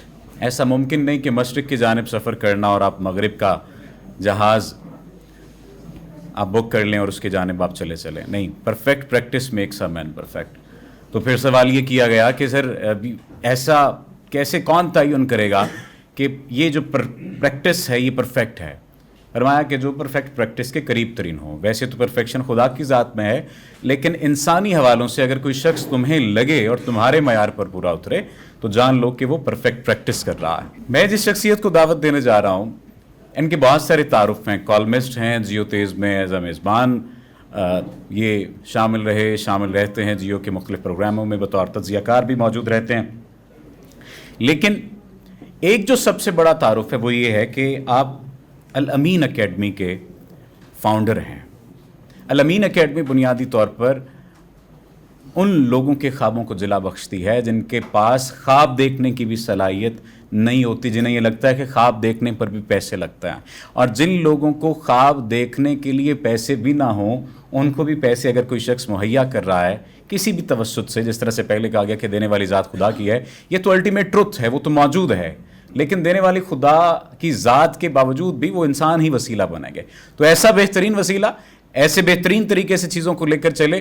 ہمارے درمیان پیر ضیاء الحق نقشبندی صاحب موجود ہیں. آپ سب کی بھرپور تالیاں ہونی چاہیے. میرے دل کے بہت قریب ہیں، اور میں جو کہ پہلے ایک شعر پڑھا تھا، پہلے جو ایک بات کہی تھی کہ اس نے جلتی ہوئی پیشانی پہ جب ہاتھ رکھا रूह तक आ गई तासीर मसीहाई की। अब मसीहाई को चलें ठीक है उन्होंने हाथ रख दिया बिस्मिल्लाहिर्रहमानिर्रहीम। टाइम बहुत ज़्यादा हो गया है और जो हमारा कल्बी ताल्लुक़ है वो सबसे अच्छा होता है। जो इस्लाम है ये सीना बसीना में फैला है। फेसबुक ने इस्लाम को नुकसान ही पहुँचाया। तो बिस्मिल्लाहिर्रहमानिर्रहीम, बहुत शुक्रिया जी। मैं भी नवीद असलम साहब को मुबारकबाद पेश करता हूँ कि जो उन्होंने बड़ी ख़ूबसूरत किताब को ख़ूबसूरत अंदाज में शाया किया और उस किताब के अंदर ख़ूबसूरत लोगों को हिस्सा बनाया। हर किताब पढ़ी नहीं जाती, लेकिन यकीन जानिए जिस दिन ये किताब आई तो फिर मैंने किताबें कुछ इनसे मंगवाईं और फिर मैंने उन लोगों को जो मैं समझता था कि इस किताब की कदर करेंगे उन लोगों को मैं गिफ्ट भी कर रहा हूँ। तो एक तो मेरी ये गुजारिश है, जिस तरह मैंने किताबें इनसे ख़रीदी हैं आप लोग भी इनसे किताबें ख़रीदें और किताब ख़रीदने का रवाज भी डालें, अपने ऊपर लाजम भी करें। बर्गर और KFC और मैकडोनल्ड तरह तरह की चीज़ें खाने से बेहतर है कि महीने में एक हमें किताब भी खानी चाहिए ताकि हमारा जो ज़हनी हाफ़ज़ा है वो मज़बूत हो। तो कासिम अली शाह फाउंडेशन हमारा अपना इदारा है, ये भी मुबारकबाद के मुस्तहिक हैं। नवीद असलम साहब की जो सबसे बड़ी खूबसूरती ये है कि ये प्यार देते भी हैं लेते भी हैं और इनकी जो PR है उसका मैं बहुत बड़े पैमाने पे कायल हूँ। तो हमें ये चाहिए कि आज की जो मजलिस है कुछ ना कुछ हर बंदे ने आपसे कहा है और आप लोगों को ये चाहिए कि कुछ सीख के जाएं यहाँ से, ताकि आपके अंदर अगर किसी भी मजलिस में वो जुमे की तकरीर हो या कोई आम प्रोग्राम हो, अगर हम सीख के नहीं जाते तो समझें कि हम आए तो थे, अपना टाइम वेस्ट किया है, पाया कुछ नहीं। तो मेरी ये गुजारिश है कि यहाँ से कुछ ना कुछ सीख के जाएँ और सबसे बड़ी बात यह है कि लोगों के लिए आसानियाँ पैदा करें। जिस तरह नवीद असलम साहब जैसे सितारे हैं, कोई मुश्किल नहीं है। ये एक एक किताब अगले साल से क्या 6 महीने में आप लोग भी शाया कर सकते हैं। कोई बच्चा बुज़ुर्ग बूढ़ा जवान अपने आप को ईज़ी ना ले। अल्लाह ने आपको बड़ी कदरों से और बड़ी ही खूबसूरती से नवाजा हुआ है, लेकिन ज़रूरत यह है कि हमें अपने अंदर छुपी हुई जो खूबियाँ हैं उनको तलाश करना चाहिए। तो लोगों के लिए आसानियाँ पैदा करनी चाहिए। एक छोटा सा कौल है, हज़रत बहाउद्दीन ज़करिया मुल्तानी रहमतुल्लाह ताला अलैह जब मुल्तान शरीफ तशरीफ़ लाए तो वहाँ पे पहले जिस तरह मदीनतुल औलिया के औलिया का शहर है मुल्तान, तो जब आपने अपने शहर के हुक्म पे वहाँ तशरीफ़ आवरी आपकी हुई तो लोगों ने आके तरह तरह तंग करना शुरू कर दिया। एक दिन एक ऐसा वक्त आया कि सारे जो उस मुल्तान छोटे शहर के लोग थे वो उन्होंने एक इकट्ठ किया कि भाई ये बाबा जी का कुछ बंदोबस्त करो वरना साड़ी जी दिहाड़ियाँ लगती हैं ख़राब होंगी, जो उलमा सू थे। तो आपके पास उन लोगों ने उस वक़्त के दौर के मुताबिक दूध का प्याला जो है वो भर के भेजा और प्याला भेजने का मकसद ये था कि उनका ये अगर अक्ल वाले होंगे समझदार होंगे तो हमारी बात को समझ जाएंगे। तो ये प्याला भेजा, प्याला भेजने का मतलब ये था कि ए बहाउद्दीन ज़करिया तेरी गुंजाइश इस शहर में नहीं है, क्योंकि हम पहले यहाँ तबलीग कर रहे हैं, यहाँ हम मौजूद हैं। तो हज़रत बहाउद्दीन ज़करिया मुल्तानी रहमतुल्लाह ताला ज़ात पाक ने जब प्याला देखा तो लड़ाई नहीं की, फतवा नहीं जारी किया, बल्कि एक फूल को पकड़ा और फूल की पत्ती को फूल के अंदर से तोड़कर उस प्याले के ऊपर रखा और साथ उस जो दूध लेके आया था बंदा उसको पैगाम दिया कि ये जाके उन लोगों को दे दो। जिस तरह फूल की पत्ती दूध को तंग नहीं कर रही, इसी तरह मुल्तान शहर में रहते हुए मैं इन लोगों को ख़ुद कभी तंग नहीं करूँगा। मैं तो सिर्फ़ और सिर्फ अपने हुक्म, अपने शायख के हुक्म की बजावरी के लिए आया हूँ। तो आगे बढ़ें, लोगों के लिए आसानियाँ पैदा करें। जब आप लोगों के लिए आसानियाँ पैदा करेंगे तो इंशाअल्लाह आपकी जो नस्लें हैं, जो ख़ानदान है, वो भी सवर जाएगा और सब्र से काम लें। आज की मैं समझता हूँ जो गुफ्तगू हो रही है उसका सबसे बड़ा ख़ुलासा ये है कि जो करें उसको तन मन धन से करें, लेकिन ये ना कहें कि रातों रात मुझे रिज़ल्ट मिल जाए। جس طرح ذکر ہوا عالمین اکیڈمی کا، تو میں نے 8 سال پہلے جب آپ بچے کچھ میرا خیال ہے مڈل میٹرک میں ہوں گے، تو میں نے اس وقت عالمین اکیڈمی کا آغاز کیا. یہ پاکستان اور ایشیا کا پہلا پروجیکٹ ہے عالمین اکیڈمی، کہ جہاں ہم نے 8 سال پہلے نیڈی بچوں کو CSS PMS کرانے کی تیاری شروع کی. تو اس وقت مجھے بھی لوگوں نے کہا کہ کیسے آپ یہ کریں گے؟ میں نے کہا نہیں، انشاءاللہ میں کروں گا اور کر کے رہوں گا. آج اللہ کا شکر ہے کہ 15 منزلہ ہمارا فلور بننے جا رہا ہے اس اکیڈمی کے لیے. ابھی لاسٹ جو CSS کا رزلٹ آیا ہے اس میں ماشاءاللہ 59 بچوں کی ایلوکیشن ہوئی ہے، جو پاکستان میں نمبر 1 اکیڈمی اس رزلٹ کے بعد ہوئی ہے. اور پھر میں نے یہ سوچا کہ جو بچے ہمارے پاس دور دراز سے آتے ہیں ان کے لیے کیا کیا جائے. تو بڑا مشکل تھا، پھر اللہ پاک نے ہمیں یہ موقع اور توفیق دی کہ ہمارے پاس عالمین اکیڈمی میں جو بچیاں اور بچے پڑھ رہے ہیں وہ 3 ٹائم کھانا بھی کھاتے ہیں، 1 ٹائم چائے بھی ان کو ملتی ہے، فری رہائش دی ہوئی ہے، ہم نے فری کھانا دے رہے ہیں. تو میں کوئی اپنی جیب سے نہیں کہا رہا. قبلہ مجیب الرحمان شامی صاحب اور سہیل وڑائے صاحب اور دیگر ہمارے ساتھی ہمارے ساتھ موجود ہیں. اللہ سے جو بھی مانگے بندہ اللہ دیتا ہے. ملک ریاض کا اللہ اور ہمارا اللہ ایک ہے، اس بات کو یہ ذہن میں رکھیں. امریکہ کا اور ہمارا اللہ ایک ہے. صرف اللہ کو منا لیں، اللہ کی ساتھ لو لگا لیں. ایئر وائس مارشل موجود ہیں ساجدہ حبیب صاحب، یہ ہماری اکیڈمی کا حصہ ہیں، بہت بڑے پیمانے پہ ہماری اکیڈمی کے بچوں کو ٹائم دیتے ہیں.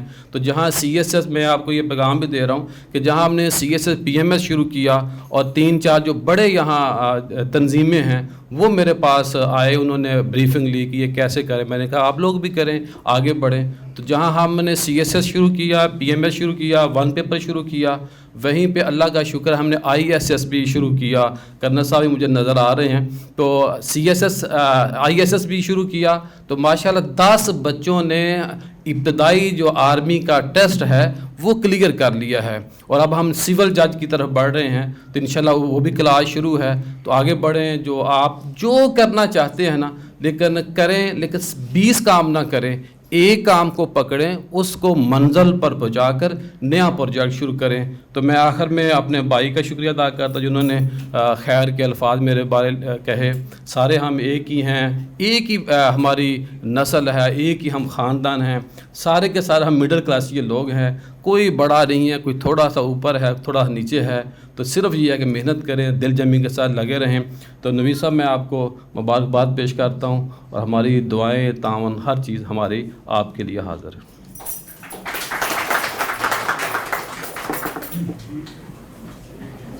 عمیر نجمی کا شعر ہے کہ نکال لایا ہوں ایک پنجرے سے ایک پرندہ، اب اس پرندے کے دل سے پنجرا نکالنا ہے. اب یہ جو دل سے پنجرا نکالنا ہوتا ہے نا، اس کے لیے کوئی چاہیے، اور اس کے لیے کیسا چاہیے ہوتا ہے یہ ظاہری سی بات ہے. آپ کو پیر ذوالفقار نقشبندی صاحب کی موجودگی سے آپ کو اندازہ ہو چکا ہوگا کہ کیسا شخص چاہیے ہوتا ہے. دیکھیے ایک بات بہت زیادہ ضروری ہے جس جانب انہوں نے اشارہ کیا کہ ہم سب ایک ہیں اور برابری کا تعلق ہے، محبت کا تعلق ہے. یہ بات انہوں نے کہی ہے لیکن ہم نے کر کے دکھانی ہے. شاہد محمود صاحب کو میں دعوت دینے جا رہا ہوں. آپ چیف ایگزیکٹو ہیں ہائی برو انٹرنیشنل کے. آپ سب کی بھرپور تالیوں میں شاہد محمود صاحب. بسم اللہ الرحمن الرحیم. بہت شکریہ نوید بھائی. قاسم علی شاہ صاحب کے ساتھ کافی پرانا تعلق ہے.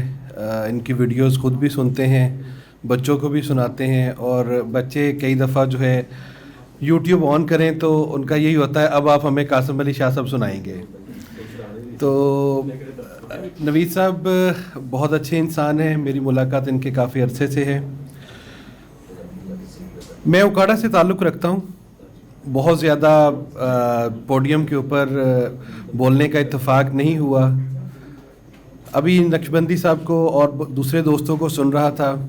نقشبندی صاحب کی ایک بات کہ اللہ سب کا ہے، امریکہ والوں کا بھی ہے، میرا بھی ہے، آپ کا بھی ہے. میرا بالکل میں ان سے اتفاق کرتا ہوں. اس میں تھوڑا سا ایڈیشن کروں گا. اللہ اس کا زیادہ ہے جو اللہ کے بندوں کا زیادہ ہے. یہ میں نے آزمایا ہے میری لائف کا. من کسی موقع پہ بھی کسی جگہ پہ بھی اس فارمولے کو جب میں نے امپلیمنٹ کیا ہے، میرے لیے آسانیاں اللہ تعالیٰ نے خود پیدا کی ہیں. آپ اسٹوڈنٹس بیٹھے ہیں, پیرنٹس ہیں, کام کرنے والے احباب دوست ہیں, بزنس مین ہیں. ایک چیز جو میں نے آج تک پائی, میں ایک نارمل فیملی سے تعلق ہے. میرے والد صاحب ماشاءاللہ بہت محنت کی, سعودیہ انہوں نے 20-22 سال گزارے. ان کی محنت کے سلسلے میں یہاں ایڈمیشن لیا لاہور میں BCom میں. تو آئی واز ویری نیو, مجھے کسی روڈز کا کسی جگہ کا نہیں پتہ تھا. پینڈو جس کو کہتے ہیں وہ یو کین سے. تو یہاں پہ رہ کے میں نے ایک چیز جو نوٹ کی, کوئی بندہ اگر یہاں پہ کہتا ہے کہ میں لاہور میں رہتے ہوئے میں بھوک میں یا افلاس میں زندگی گزار رہا ہوں, یہ ناممکن ہے. اگر وہ کچھ کرنا چاہتا ہے تو بے بہا مواقع ہیں. میں نے 1000 روپے کی ٹیوشن سے سٹارٹ کیا تھا, حالانکہ میرے پیرنٹس افورڈ کر سکتے تھے اس وقت. تو 1000 کی ٹیوشن ہوم ٹیوشن سے سٹارٹ کیا تھا میں نے. بعد میں 2-3 ٹیوشنز, پھر 4-5 ہزار 96-98 میں.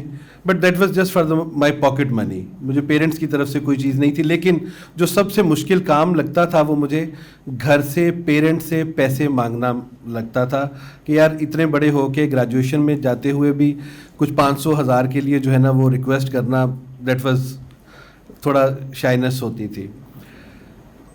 ایک ابھی بات کی کنسسٹنسی, اس کو میں نے آزمایا ہے.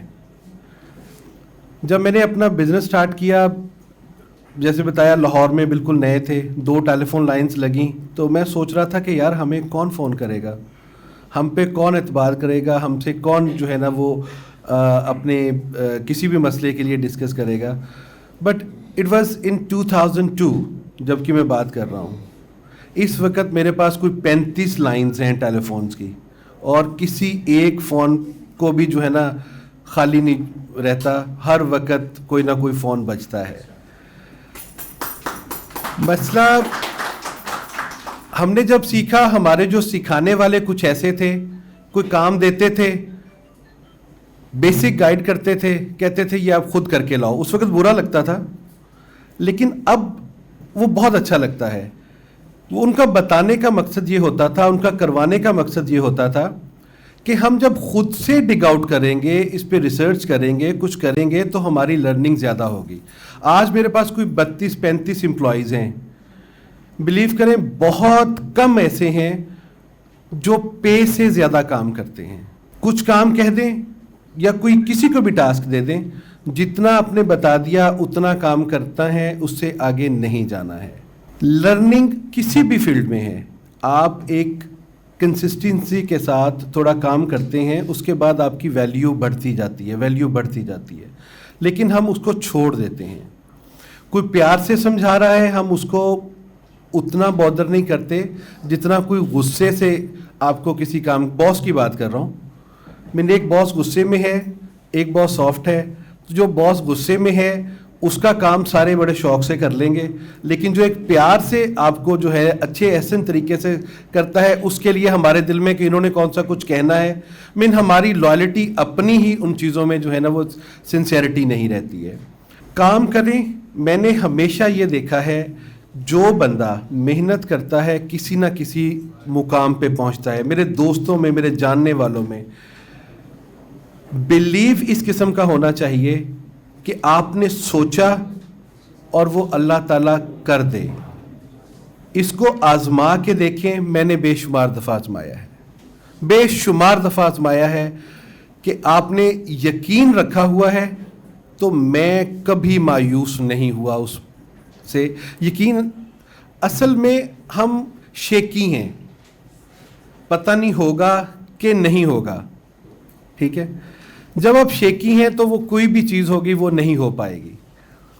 محنت, لگن, کنسسٹنسی آپ کو وہ مقام دے دے گی. میں نے کبھی جو ہے چھوٹی سی خواہش یا بڑی سی خواہش, یہ آپ کر کے دیکھیں, میری زندگی میں کوئی ایسی خواہش نہیں ہے جو اللہ تعالیٰ نے پوری نہ کی ہو, ٹھیک ہے. میری جو یوتھ ہے, میرے جو دوست ہیں, بات ابھی بھی ہوئی کوئی ایک فیلڈ کو یا بار بار چینج کرنے کو.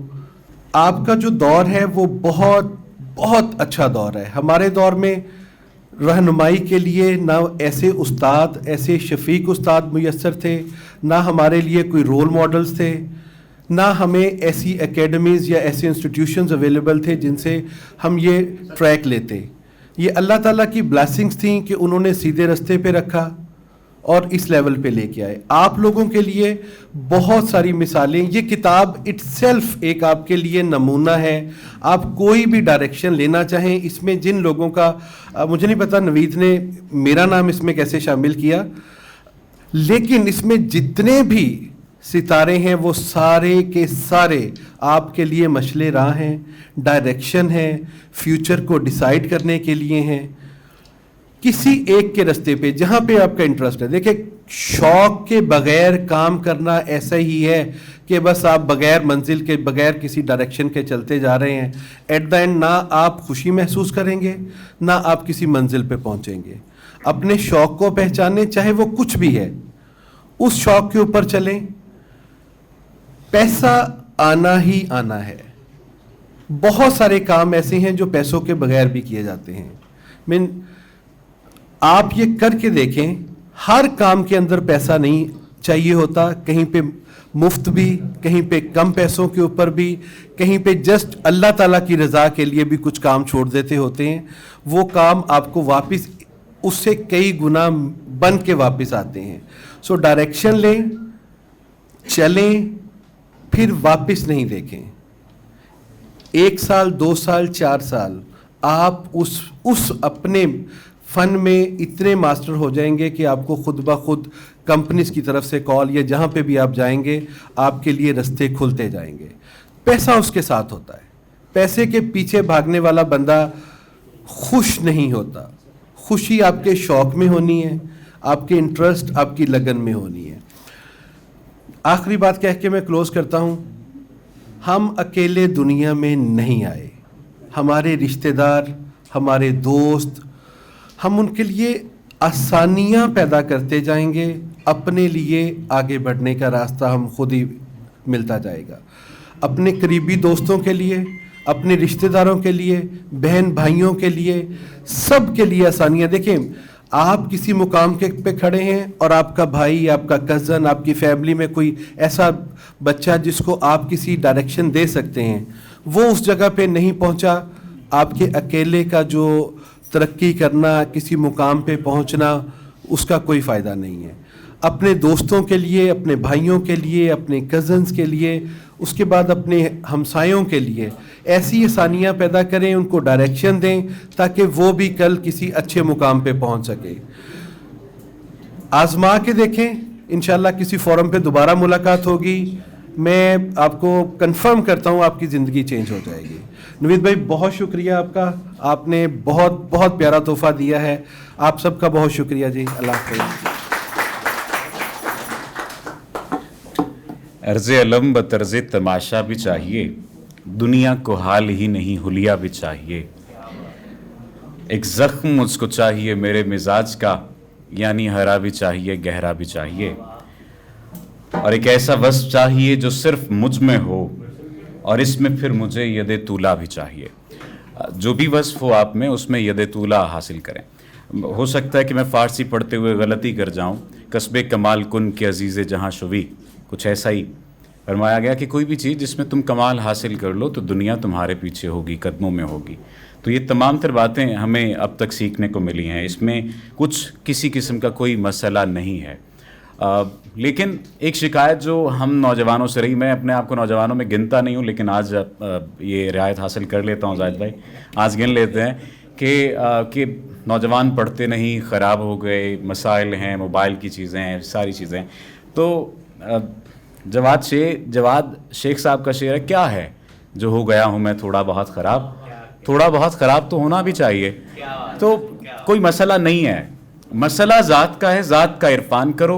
अय्युहन नास सुनो कोहे निदा कुछ भी नहीं। तो अपनी ज़ात के मसाइल को समझते हुए आप इस ज़िंदगी में आगे इसी तरह से बढ़ सकते हैं। लेकिन एक चीज़ जो सबसे आखिर में जो आने वाले मेहमान हैं उनको बुलाने से पहले मैं जो चीज़ कहना चाह रहा हूँ कि रब्बे सुखन मुझे तेरी यकताई की कसम, अब कोई सुन के बोलने वाला भी चाहिए।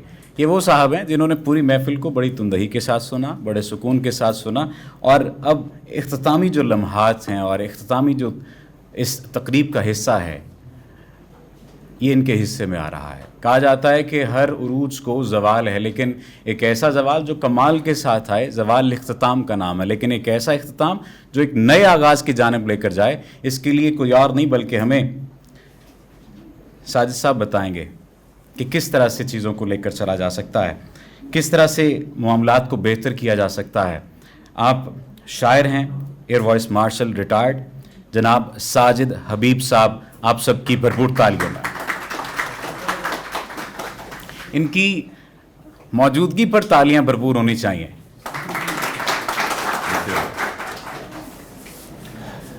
अस्सलाम वालेकुम। पहले तो अपने आप को आप नौजवानों में ज़रूर काउंट कीजिए, वरना मेरे जैसे तो गुजर चुके हैं। मेरा मुख्तसर से तारुफ तो हो चुका, इससे ज़्यादा कुछ नहीं कहूँगा कि इतने पढ़े लिखे लिखने वाले लिखारियों के बीच में एक जहाज़ उड़ाने वाले का क्या काम। लेकिन इसलिए आ गया हूँ कि किताब तो नहीं लिखी, लेकिन बचपन से किताबों से एक गहरा ताल्लुक़ रहा। अब्बा जी की अलमारी में जहाँ पे अल-क़ाज़मी की अलजबरा होती थी, वहाँ पे कीरो की पामिस्ट्री, बाले जिब्रील बांगे दरा, तो उसके साथ शमा दहली भी होता था, फिल्मी रसाले भी होते थे। तो हर चीज़ से एक वास्ता भी, किसी साहब ने जिक्र किया पुराने अखबारात का, इमरोज़, मशरक वगैरह जी, तो इमरोज़ में बचपन में कहानियाँ भी छपी। लेकिन आज मैं बात करूँगा इस नौजवान की। देखिए, किताबें मुख्तलिफ़ किस्म की होती हैं, लिखने वाले मुख्तलिफ़ होते हैं, आप बीती लिखने वाले होते हैं, जग बीती लिखने वाले होते हैं, इनका शुमार जग बीती लिखने वालों में होता है। ये बड़े स्मार्ट लोग होते हैं। जो आप बीती लिखता है वो अपनी किताब का बेनिफिशरी नहीं होता, वो तो जानता है अपने बारे में। ये जो चालाक लोग होते हैं जो जग बीती लिखते हैं, ये 33 लोगों से जो इसने पूछा सीखा, उसका सबसे पहला बेनिफिशरी ये खुद है। और उसके बाद सदका जारिया के तौर पे ये किताब हमारे आपके हवाले हो गई। किताब के बारे में क्या कहूं? किताब से मोहब्बत इसलिए करनी चाहिए, वो पीडीएफ फाइल में नहीं। मैं एक किताब पढ़ना चाहता था तो किसी ने मुझे वो पीडीएफ फाइल भेज दी, 2 साल से मेरे वो डेस्कटॉप पे पड़ी है। अरे किताब हाथ में थामने के लिए होती है, किताब से मोहब्बत कीजिए। और मोहब्बत इसलिए कह रहा हूं कि आजकल के ज़माने में अगर कोई नौजवान मोहब्बत की बजाय सही तलफ़्फ़ुज़ मोहब्बत कह रहा है, ये भी बहुत कम है। इनसे भी फ़ायदा हासिल कीजिए। क्या तलफ़्फ़ुज़ है, क्या खूबसूरत अंदाज़ है इसके पढ़ने का, बोलने का, इनसे सीखिए। बात किताब की तरफ आई। पहले तो मैं आपको बताऊं, नवीद, मैंने पूरी किताब पढ़ ली है। मैं आपको हल्फिया कहता हूं कि मैंने पूरी किताब पढ़ी है, क्योंकि मैं समझता हूं कि पढ़े बगैर अगर आप बात कर रहे हैं तो आप हिपोक्रेसी कर रहे हैं। आपने नहीं पढ़ी तो आप कह दीजिए। एक साहब आए, उन्होंने कहा कि मैंने नहीं पढ़ी, बहुत अच्छी बात है, लेकिन मैंने किताब पढ़ी है। ये फिर मैं इनकी तरफ आऊंगा, लेकिन उससे पहले किताब से मोहब्बत क्यों होनी चाहिए? कि ये खुदाई सिफ्त है। अल्लाह ताला ने अब हमसे बात करने के लिए किताब को जरिया बनाया और आगाज ही किया, ज़ालिकल किताब, ये किताब। उसके बाद की बात भी होगी। तो ये जो शख्स है नवीद, मैं इसको कुछ बरस से जानता हूं। ये वो लोग हैं जो एक कानकुन की तरह होते हैं, जो अंदर जाकर खोदते हैं, फॉसिल्स में से, पत्थरों के बीच में से ये बुत निकालते हैं, ये जवाहरात निकालते हैं जो हमारे आपके सामने आते हैं। ये वो फानूस गर होते हैं जो कि छोटी छोटी इधर उधर से रोशनियां पकड़ के खूबसूरत फानूस बनाते हैं, जैसे कि ये किताब है। कुछ सवालात बड़े मजे के इनके हैं, 2 खास तौर पे जो इन्होंने हर एक से पूछा, कामयाबी और नाकामियों का पूछा, اور بڑی اچھی بات ہے کہ تمام نے اپنی ناکامیوں کا ذکر بھی کیا, اگر تفصیل نہیں تو لیکن کہا, جیسے شاہد نے کہا. اور اس کے ساتھ جو دوسرا سوال تھا, تقریباً ہر ایک سے, بلکہ ہر ایک سے پوچھا, کیا آپ سونے کا چمچ لے کے پیدا ہوئے؟ Am I right? یہ اس لیے ضروری ہے کہ جو سونے کا چمچ لے کے پیدا ہوئے, میں نے بہت سو کو دیکھا ہے جنہوں نے ابا جان کے جانے کے بعد وہ چمچ بھی گوا دیا اور لکڑی کے چمچ پہ آ گئے. لیکن جو بغیر سونے کا چمچ لیے پیدا ہوئے, اس کی کہانیاں 98% ان کی کہانیاں اس میں ڈالی ہیں, تاکہ آپ کو واقعی پتہ چلے کہ جد و جہد کیسے ہوئی, ناکامیاں کن کو ملیں, اور کامیابی کی اس منزل تک یہ لوگ کہاں پہنچے. شاہد آپ کے سامنے اگزامپل ہیں ان کی, اور بھی باقی لوگ, میرے بہت سے لوگ جاننے والے بیٹھے ہوئے یہاں پہ. نقشبندی صاحب کو میں جانتا ہوں. تو جناب کتاب میں انہوں نے بڑا خوبصورت ذکر کیا, یہ جو 3 لفظ لکھے ہو نا یہاں پہ بھی, داستان حیات و تجربات و مشاہدات, ارے یہ کیا ہے؟ یہ دس از یور IQ. آپ پڑھتے ہیں تو your ability to analyse, that's what your IQ is. تو ایک کتاب آپ کے انٹیلیجنٹ کوشن میں اضافہ کرتی. تو ایسی کتابیں, دیکھیے میں قائد اعظم کو آئیڈلائز کرتا ہوں, ایک لیڈر جس کو میں آئیڈلائز کرتا ہوں قائد اعظم ہے. میں ان سے ملتا نہیں سکتا, کہاں سے جانوں گا ان کے بارے میں؟ کتابوں سے. آپ ان سب لوگوں سے نہیں مل سکتے, لیکن اس نوید نے ان سب کے تجربات کو ایک کتاب میں قلم بند کر دیا ہے, اور آپ اس کتاب سے 33 لوگوں کا کم از کم آپ ان کے بارے میں جان سکتے ہیں. تو دیکھیے ایک اور چیز, تاریخ میں جھوٹ اور سچ دونوں ہوتے ہیں. آپ کا کام ہے کہ آپ اس میں سچ کو ڈھونڈیں.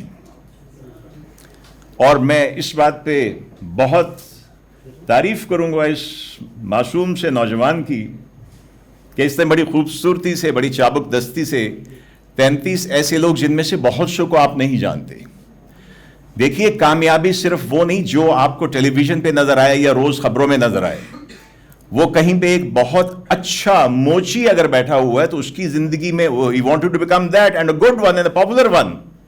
آپ کبھی جائیے مین مارکیٹ میں, وہ بٹ کڑائی وغیرہ ان کے سامنے, وہ وافل کے سامنے ایک بیٹھا ہوتے خان صاحب, is a very successful cobbler. اور پیشوں کی بات, کبھی کسی پیشے کو حقیر مت سمجھیے, اس لیے کہ غور کیجئے رسول پاک صلی اللہ علیہ وسلم کا زمانہ ہے, مدینہ کی ریاست ہے, جولاہے بھی ہوتے ہوں گے کپڑا بننے والے, موچی بھی ہوتے ہوں گے جوتے سینے والے, صفائی کرنے والے بھی ہوتے ہوں گے. ہم ان کو کس حیثیت سے جانتے ہیں؟ صحابہ کرام. تو کسی سے بھی سیکھنے میں آپ کو کوئی عذر نہیں ہونا چاہیے, کسی کی بھی کامیابی سے. آپ کا پروفیشن ڈیفرنٹ ہو سکتا ہے, you don't have to follow the profession. Profession اپنا رکھیے, صرف وہ اصول سیکھیے جن کے اوپر وہ زینہ جس سے چل کے وہ لوگ اپنی جو کامیابی کی منزل ہے وہاں تک پہنچے. اور اگر آپ, جیسے ہم نے بات ذالک الکتاب سے شروع کی, تو نوید میاں آپ کے لیے اور ینگ نوجوان لکھنے والوں کے لیے خاص طور پہ جو کچھ آج کل کے حالات حاضرہ پہ لکھتے ہیں.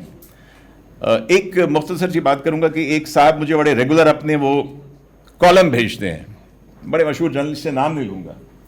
تو میں نے ان سے گزارش کی, یار آپ آج سے 20-30 برس کے بعد آپ کی یہ کالم تاریخ کا حصہ ہوں گے, خدا را سچ لکھیے, اپنے سیاسی اوپینین کو ڈال کے ایک اچھے خاصے شخص کو برا اور برے کو اچھا مت کہیے, جو حقیقت ہے وہ لکھیے. یہ اس لیے ضروری ہے کہ ذالک الکتاب کے بعد اللہ نے کیا کہا؟ لا ریب فیہ. تو اگر خدائی صفت اپنانی ہے تو جھوٹ سے پرہیز کیجیے. کسی نے بڑی اچھی بات کی, کسی کے بارے میں بہت سچ بولنا ضروری نہیں ہے, کسی کے کوئی عیب ہے اس کی پردہ پوشی کیجیے, لیکن جھوٹ مت بولیے. تو میری بہت دعا ہے تمہارے لیے, آپ کے لیے اور آپ کے لیے. آپ ایک سکول کھولیے اردو کا تلفظ سکھانے کے لیے, بہت خوبصورت بولتے ہیں ماشاءاللہ. دعائیں ہیں آپ کے لیے, اللہ تعالیٰ آپ کو مزید ترقی عطا کرے اور لوگ آپ سے سیکھیں. بہت شکریہ. کوزے بنانے والے کو عزلت عجیب تھی, پورے نہیں بنائے تھے سارے بنائے تھے. ہمارے ساتھ یہی مسئلہ ہے. اور جس طرح سے وقت کی میں نے پہلے ہی بات کی کہ قلت ہے، بغیر کسی لمبی چوڑی تمہید کے میں دعوت دوں گا اعظم ملک صاحب کو. جس طرح سے پہلے میں نے شاہد نذیر چودھری صاحب کے بارے میں یہ بات کہی کہ وہ استاد الاساتذہ ہیں، یہی بات ان کے لیے بھی. اور میں تیرا نام بھی نہ لوں پھر بھی لوگ پہچانیں کہ آپ اپنا تعارف ہوا بہار کی ہے. ہوا بہار کی تعارف کروائے دیتی ہے جب پھول کھلتے ہیں. آپ کی موجودگی میں کئی پھول کھلے. خواب کا خواب حقیقت کی حقیقت سمجھیں، جاننا ہے تو پہلے طریقت سمجھیں. آپ سب کی بھرپور تالیوں میں اعظم ملک صاحب. بسم اللہ الرحمن الرحیم.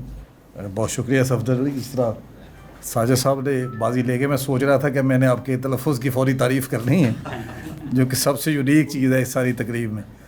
تو شاعر چونکہ پہلے دیکھ لیتے ہیں چیزوں کو، ان کا شکریہ کہ انہوں نے وہ پہلے اپریشیٹ کر دیا، لیکن میں بھی کروں تو حق بنتا ہے. آج کی یہ تقریب جو ہے کافی لوگوں کی باتیں ہو چکی ہیں، اور شکر ہے کہ کسی نے کتاب بھی پڑھی ہوئی تھی. ساجد صاحب سے مل کے اچھا لگا کہ انہوں نے کتاب پڑھی ہوئی تھی. تو میں شاید دوسرا بندہ ہوں ان سارے مقرروں میں جنہوں نے کتاب پڑھی ہے، اور وہ بھی اس لیے کہ نوید سے مجھے محبت ہے. اس کی ساری اسٹرگل ایسی ہے جس طرح میں اپنی جوانی میں کرتا تھا. مجھے لگتا ہے کہ میں بھی اسی طرح اسٹرگلر تھا، لیکن میری کتاب چھپنے میں 15 سال لگ گئے. ایک پبلشر پیسے لے کے بھاگ گیا، دوسرا کسی جرم میں جیل چلا گیا. یہ خوش قسمت ہے کہ ابھی ٹیکنالوجی اتنی ایڈوانس ہے کہ اس کی کتاب ٹائم پہ آ گئی اور سب لوگوں کو مل بھی گئی. جس کی کتاب کے 223 صفحات ہیں اور اس میں 33 زندگیوں کے پیٹرن ہیں. تو میں نے سبھی لوگوں کو پڑھا تو مجھے لگا کہ نئی نسل کے لیے بڑی آسانی کر دی نوید نے کہ اگر اب یہ کتاب پڑھ لیں تو آپ کو کامیابی کے 33 راستے مل جائیں گے. جو آپ کو قریب پڑے آپ اس پہ عمل کریں اور اسی شخص کی طرح کامیاب ہو جائیں.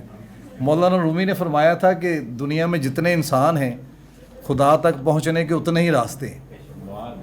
تو میں نے بزرگوں سے سیکھا کہ جو لوگوں سے ملتا ہے، لوگوں سے محبت کرتا ہے، وہ صوفی ہوتا ہے اور لوگ ہی آپ کو رب تک پہنچاتے ہیں.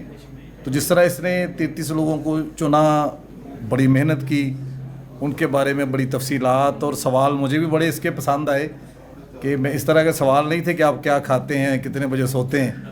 بڑے یونیک اس کے سوال، اور مجھے لگا کہ اس نے ہر شخصیت کے مطابق ڈیزائن کیے. تو کتاب میں نے ایک رات میں ہی پڑھ لی اور مجھے لگا کہ جتنا اچھا اسلوب ہے، جتنی اچھی شخصیات اس نے چنی، یہ یقیناً ہوگا کہ لوگ اعتراض کریں گے کہ اس میں فلاں شخص کم ہے اور فلاں کو نہیں ہونا چاہیے تھا. تو یہ ہر بندے کا اپنا ایک نقطہ نظر ہے، لیکن مجھے لگتا ہے کہ یہ 33 لوگ ہی بڑے ضروری تھے جو انہوں نے اس میں شامل کیے. اور میں چاہوں گا کہ یہ سلسلہ آگے بھی جاری رہے.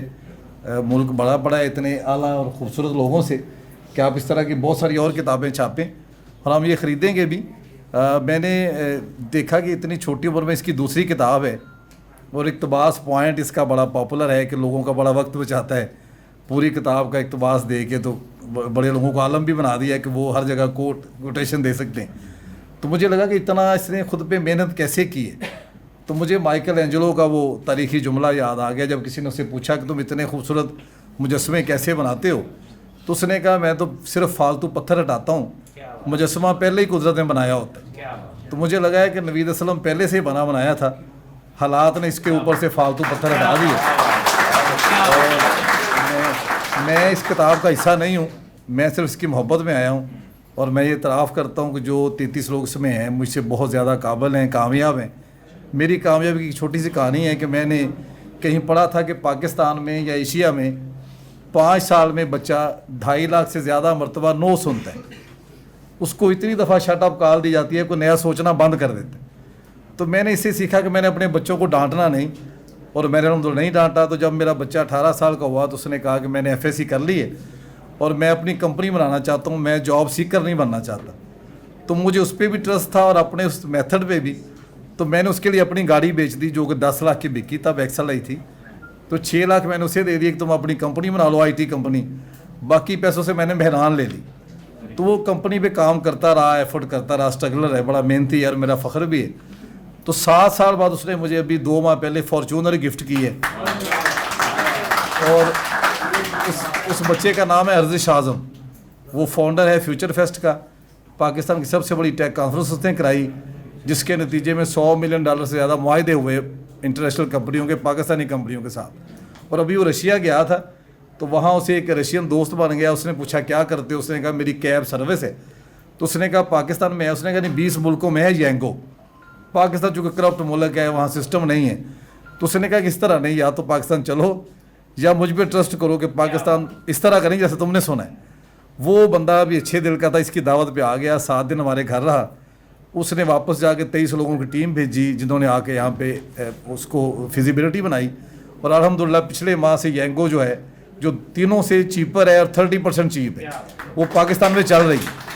तो आप में से अगर कोई बंदा यंगो पे वापस जाएगा तो मुझे कितना फ़ख्र होगा कि मैं ख़ुद तो नहीं कुछ बन सका, लेकिन मैंने ऐसे बच्चे की परवरिश की जो इस माशरे को पे बैक कर रहे हैं। तो आइए, अभी भी देर नहीं हुई, नवीद असलम का ख्याल करें, इसको मज़ीद परवान चढ़ने में मदद दें। और मुन्नू भाई मरहूम कहते थे कि जहाँ कोई अच्छा बंदा मिले उसके गिर्द दीवार चुन लिया करें मोहब्बत की ईंटों की, ताकि लोग उसे अपने जैसा ना बना लें। तो आइए नवीद का साथ दें। बहुत शुक्रिया। 2 शेर आखिरी इजाज़त कि मेरे दोस्त हैं बाबा नजमी, उनके 2 शेर हैं कि बेहिम्मते ने जेड़े बह के शिकवा करन मुकद्दरां दा, बेहिम्मते ने जेड़े बह के शिकवा करन मुकद्दरां दा, उगण वाले उग पैंदे ने सीना पाड़ के पत्थरां दा, ते मंजिल दे मत्थे दे उत्ते तख्ती लगदी उन्हां दी, जेड़े घरों बना के टुरदे नक्शा अपने सफरां दा। बहुत शुक्रिया।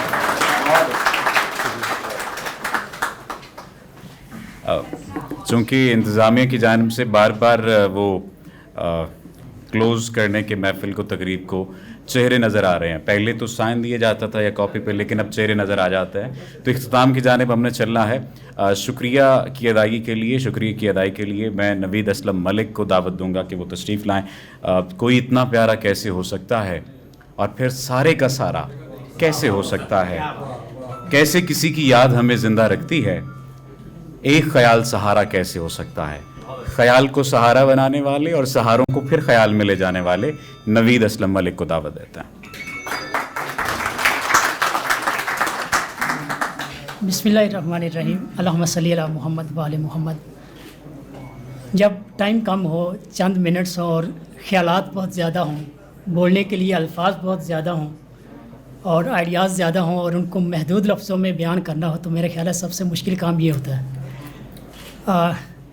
सबसे पहले तो सफदर भाई का बहुत शुक्रिया कि इनको मैंने जब कॉल की कि आपसे तकरीब की मेज़बानी करवानी है, होस्टिंग करवानी है, इन्होंने अपनी मोहब्बत का इज़हार किया। इन्होंने कहा कि आपका हुक्म सर आंखों बाद, और मैं इनके बहुत शुक्रगुज़ार हूँ। उसके बाद मैं आप तमाम दोस्तों का, साजिद हबीब साहब का, मेरा ख्याल है हमारे यहाँ एक चीज़ मैं यहाँ पर नोट करवाता चलूँ, सबसे बड़ा जो मसला है वो यह सुनने का है।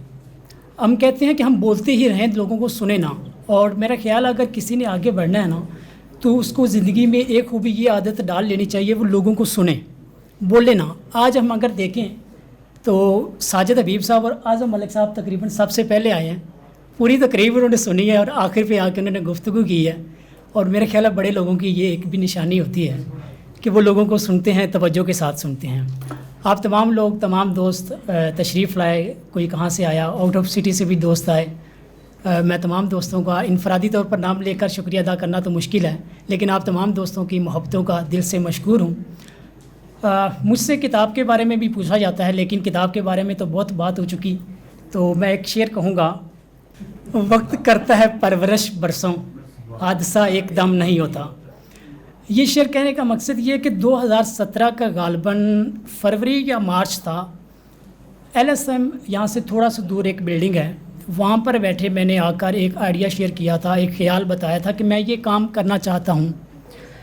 जिस शख्सियत को मैंने आकर बताया वो थे अली अब्बास साहब। और कासिम अली शाह साहब अपनी वीडियोस में बार बार जिक्र करते हैं कि एक शख्स है मेरे पीछे जिसको मैं क्रेडिट देता हूँ, और वो मेरा एक बड़ा मुखलिस दोस्त है।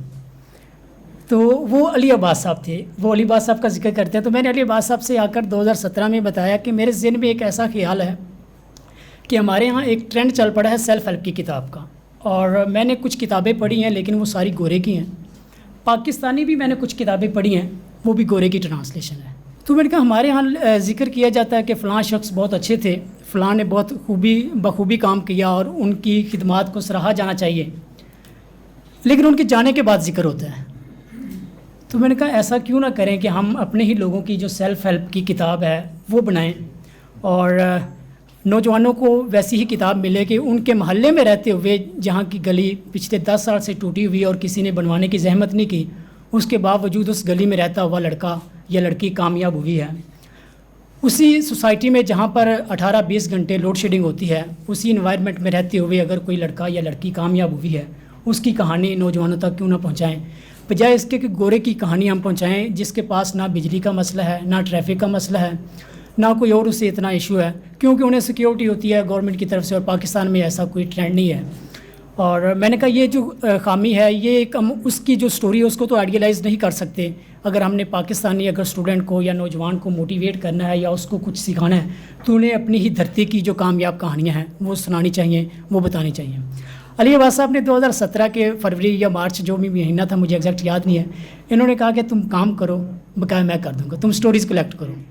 اب ساتھ ہی میرا یونیورسٹی سمیسٹر کا ڈگری کا پہلا سمیسٹر تھا، تو میں نے کچھ لوگوں سے ملاقاتیں شروع کی، انٹرویوز کنڈکٹ کیے۔ میں نے کہا بڑا مشکل کام ہے، نہیں ہو پائے گا، تو پھر میں نے رک گیا اس پہ۔ میں نے کہا مجھے کوئی لوگ جانتے بھی نہیں ہے، میری مطلب ملاقاتیں بھی نہیں ہیں، لوگوں کو میں اتنا زیادہ جانتا بھی نہیں، اور ٹائم لینے بھی ایشو فیس کرنا پڑ رہا ہے کہ میں ابھی اسٹوڈنٹ ہوں اور لوگ وقت نہیں دے رہے۔ لیکن پھر بھی میں نے ملاقاتوں کا سلسلہ جاری رکھا اور آہستہ آہستہ لوگوں سے ملتا رہا، اور اسی حوالے سے میں نے کہا تھا کہ وقت کرتا ہے پرورش برسوں، حادثہ ایک دم نہیں ہوتا۔ 2017 سے میرے ذہن میں لیکن یہ چیز ضرور تھی، علی صاحب سے ڈسکس کی ہوئی تھی، تو 2020 آ گیا، کتاب ابھی تک نہیں آئی۔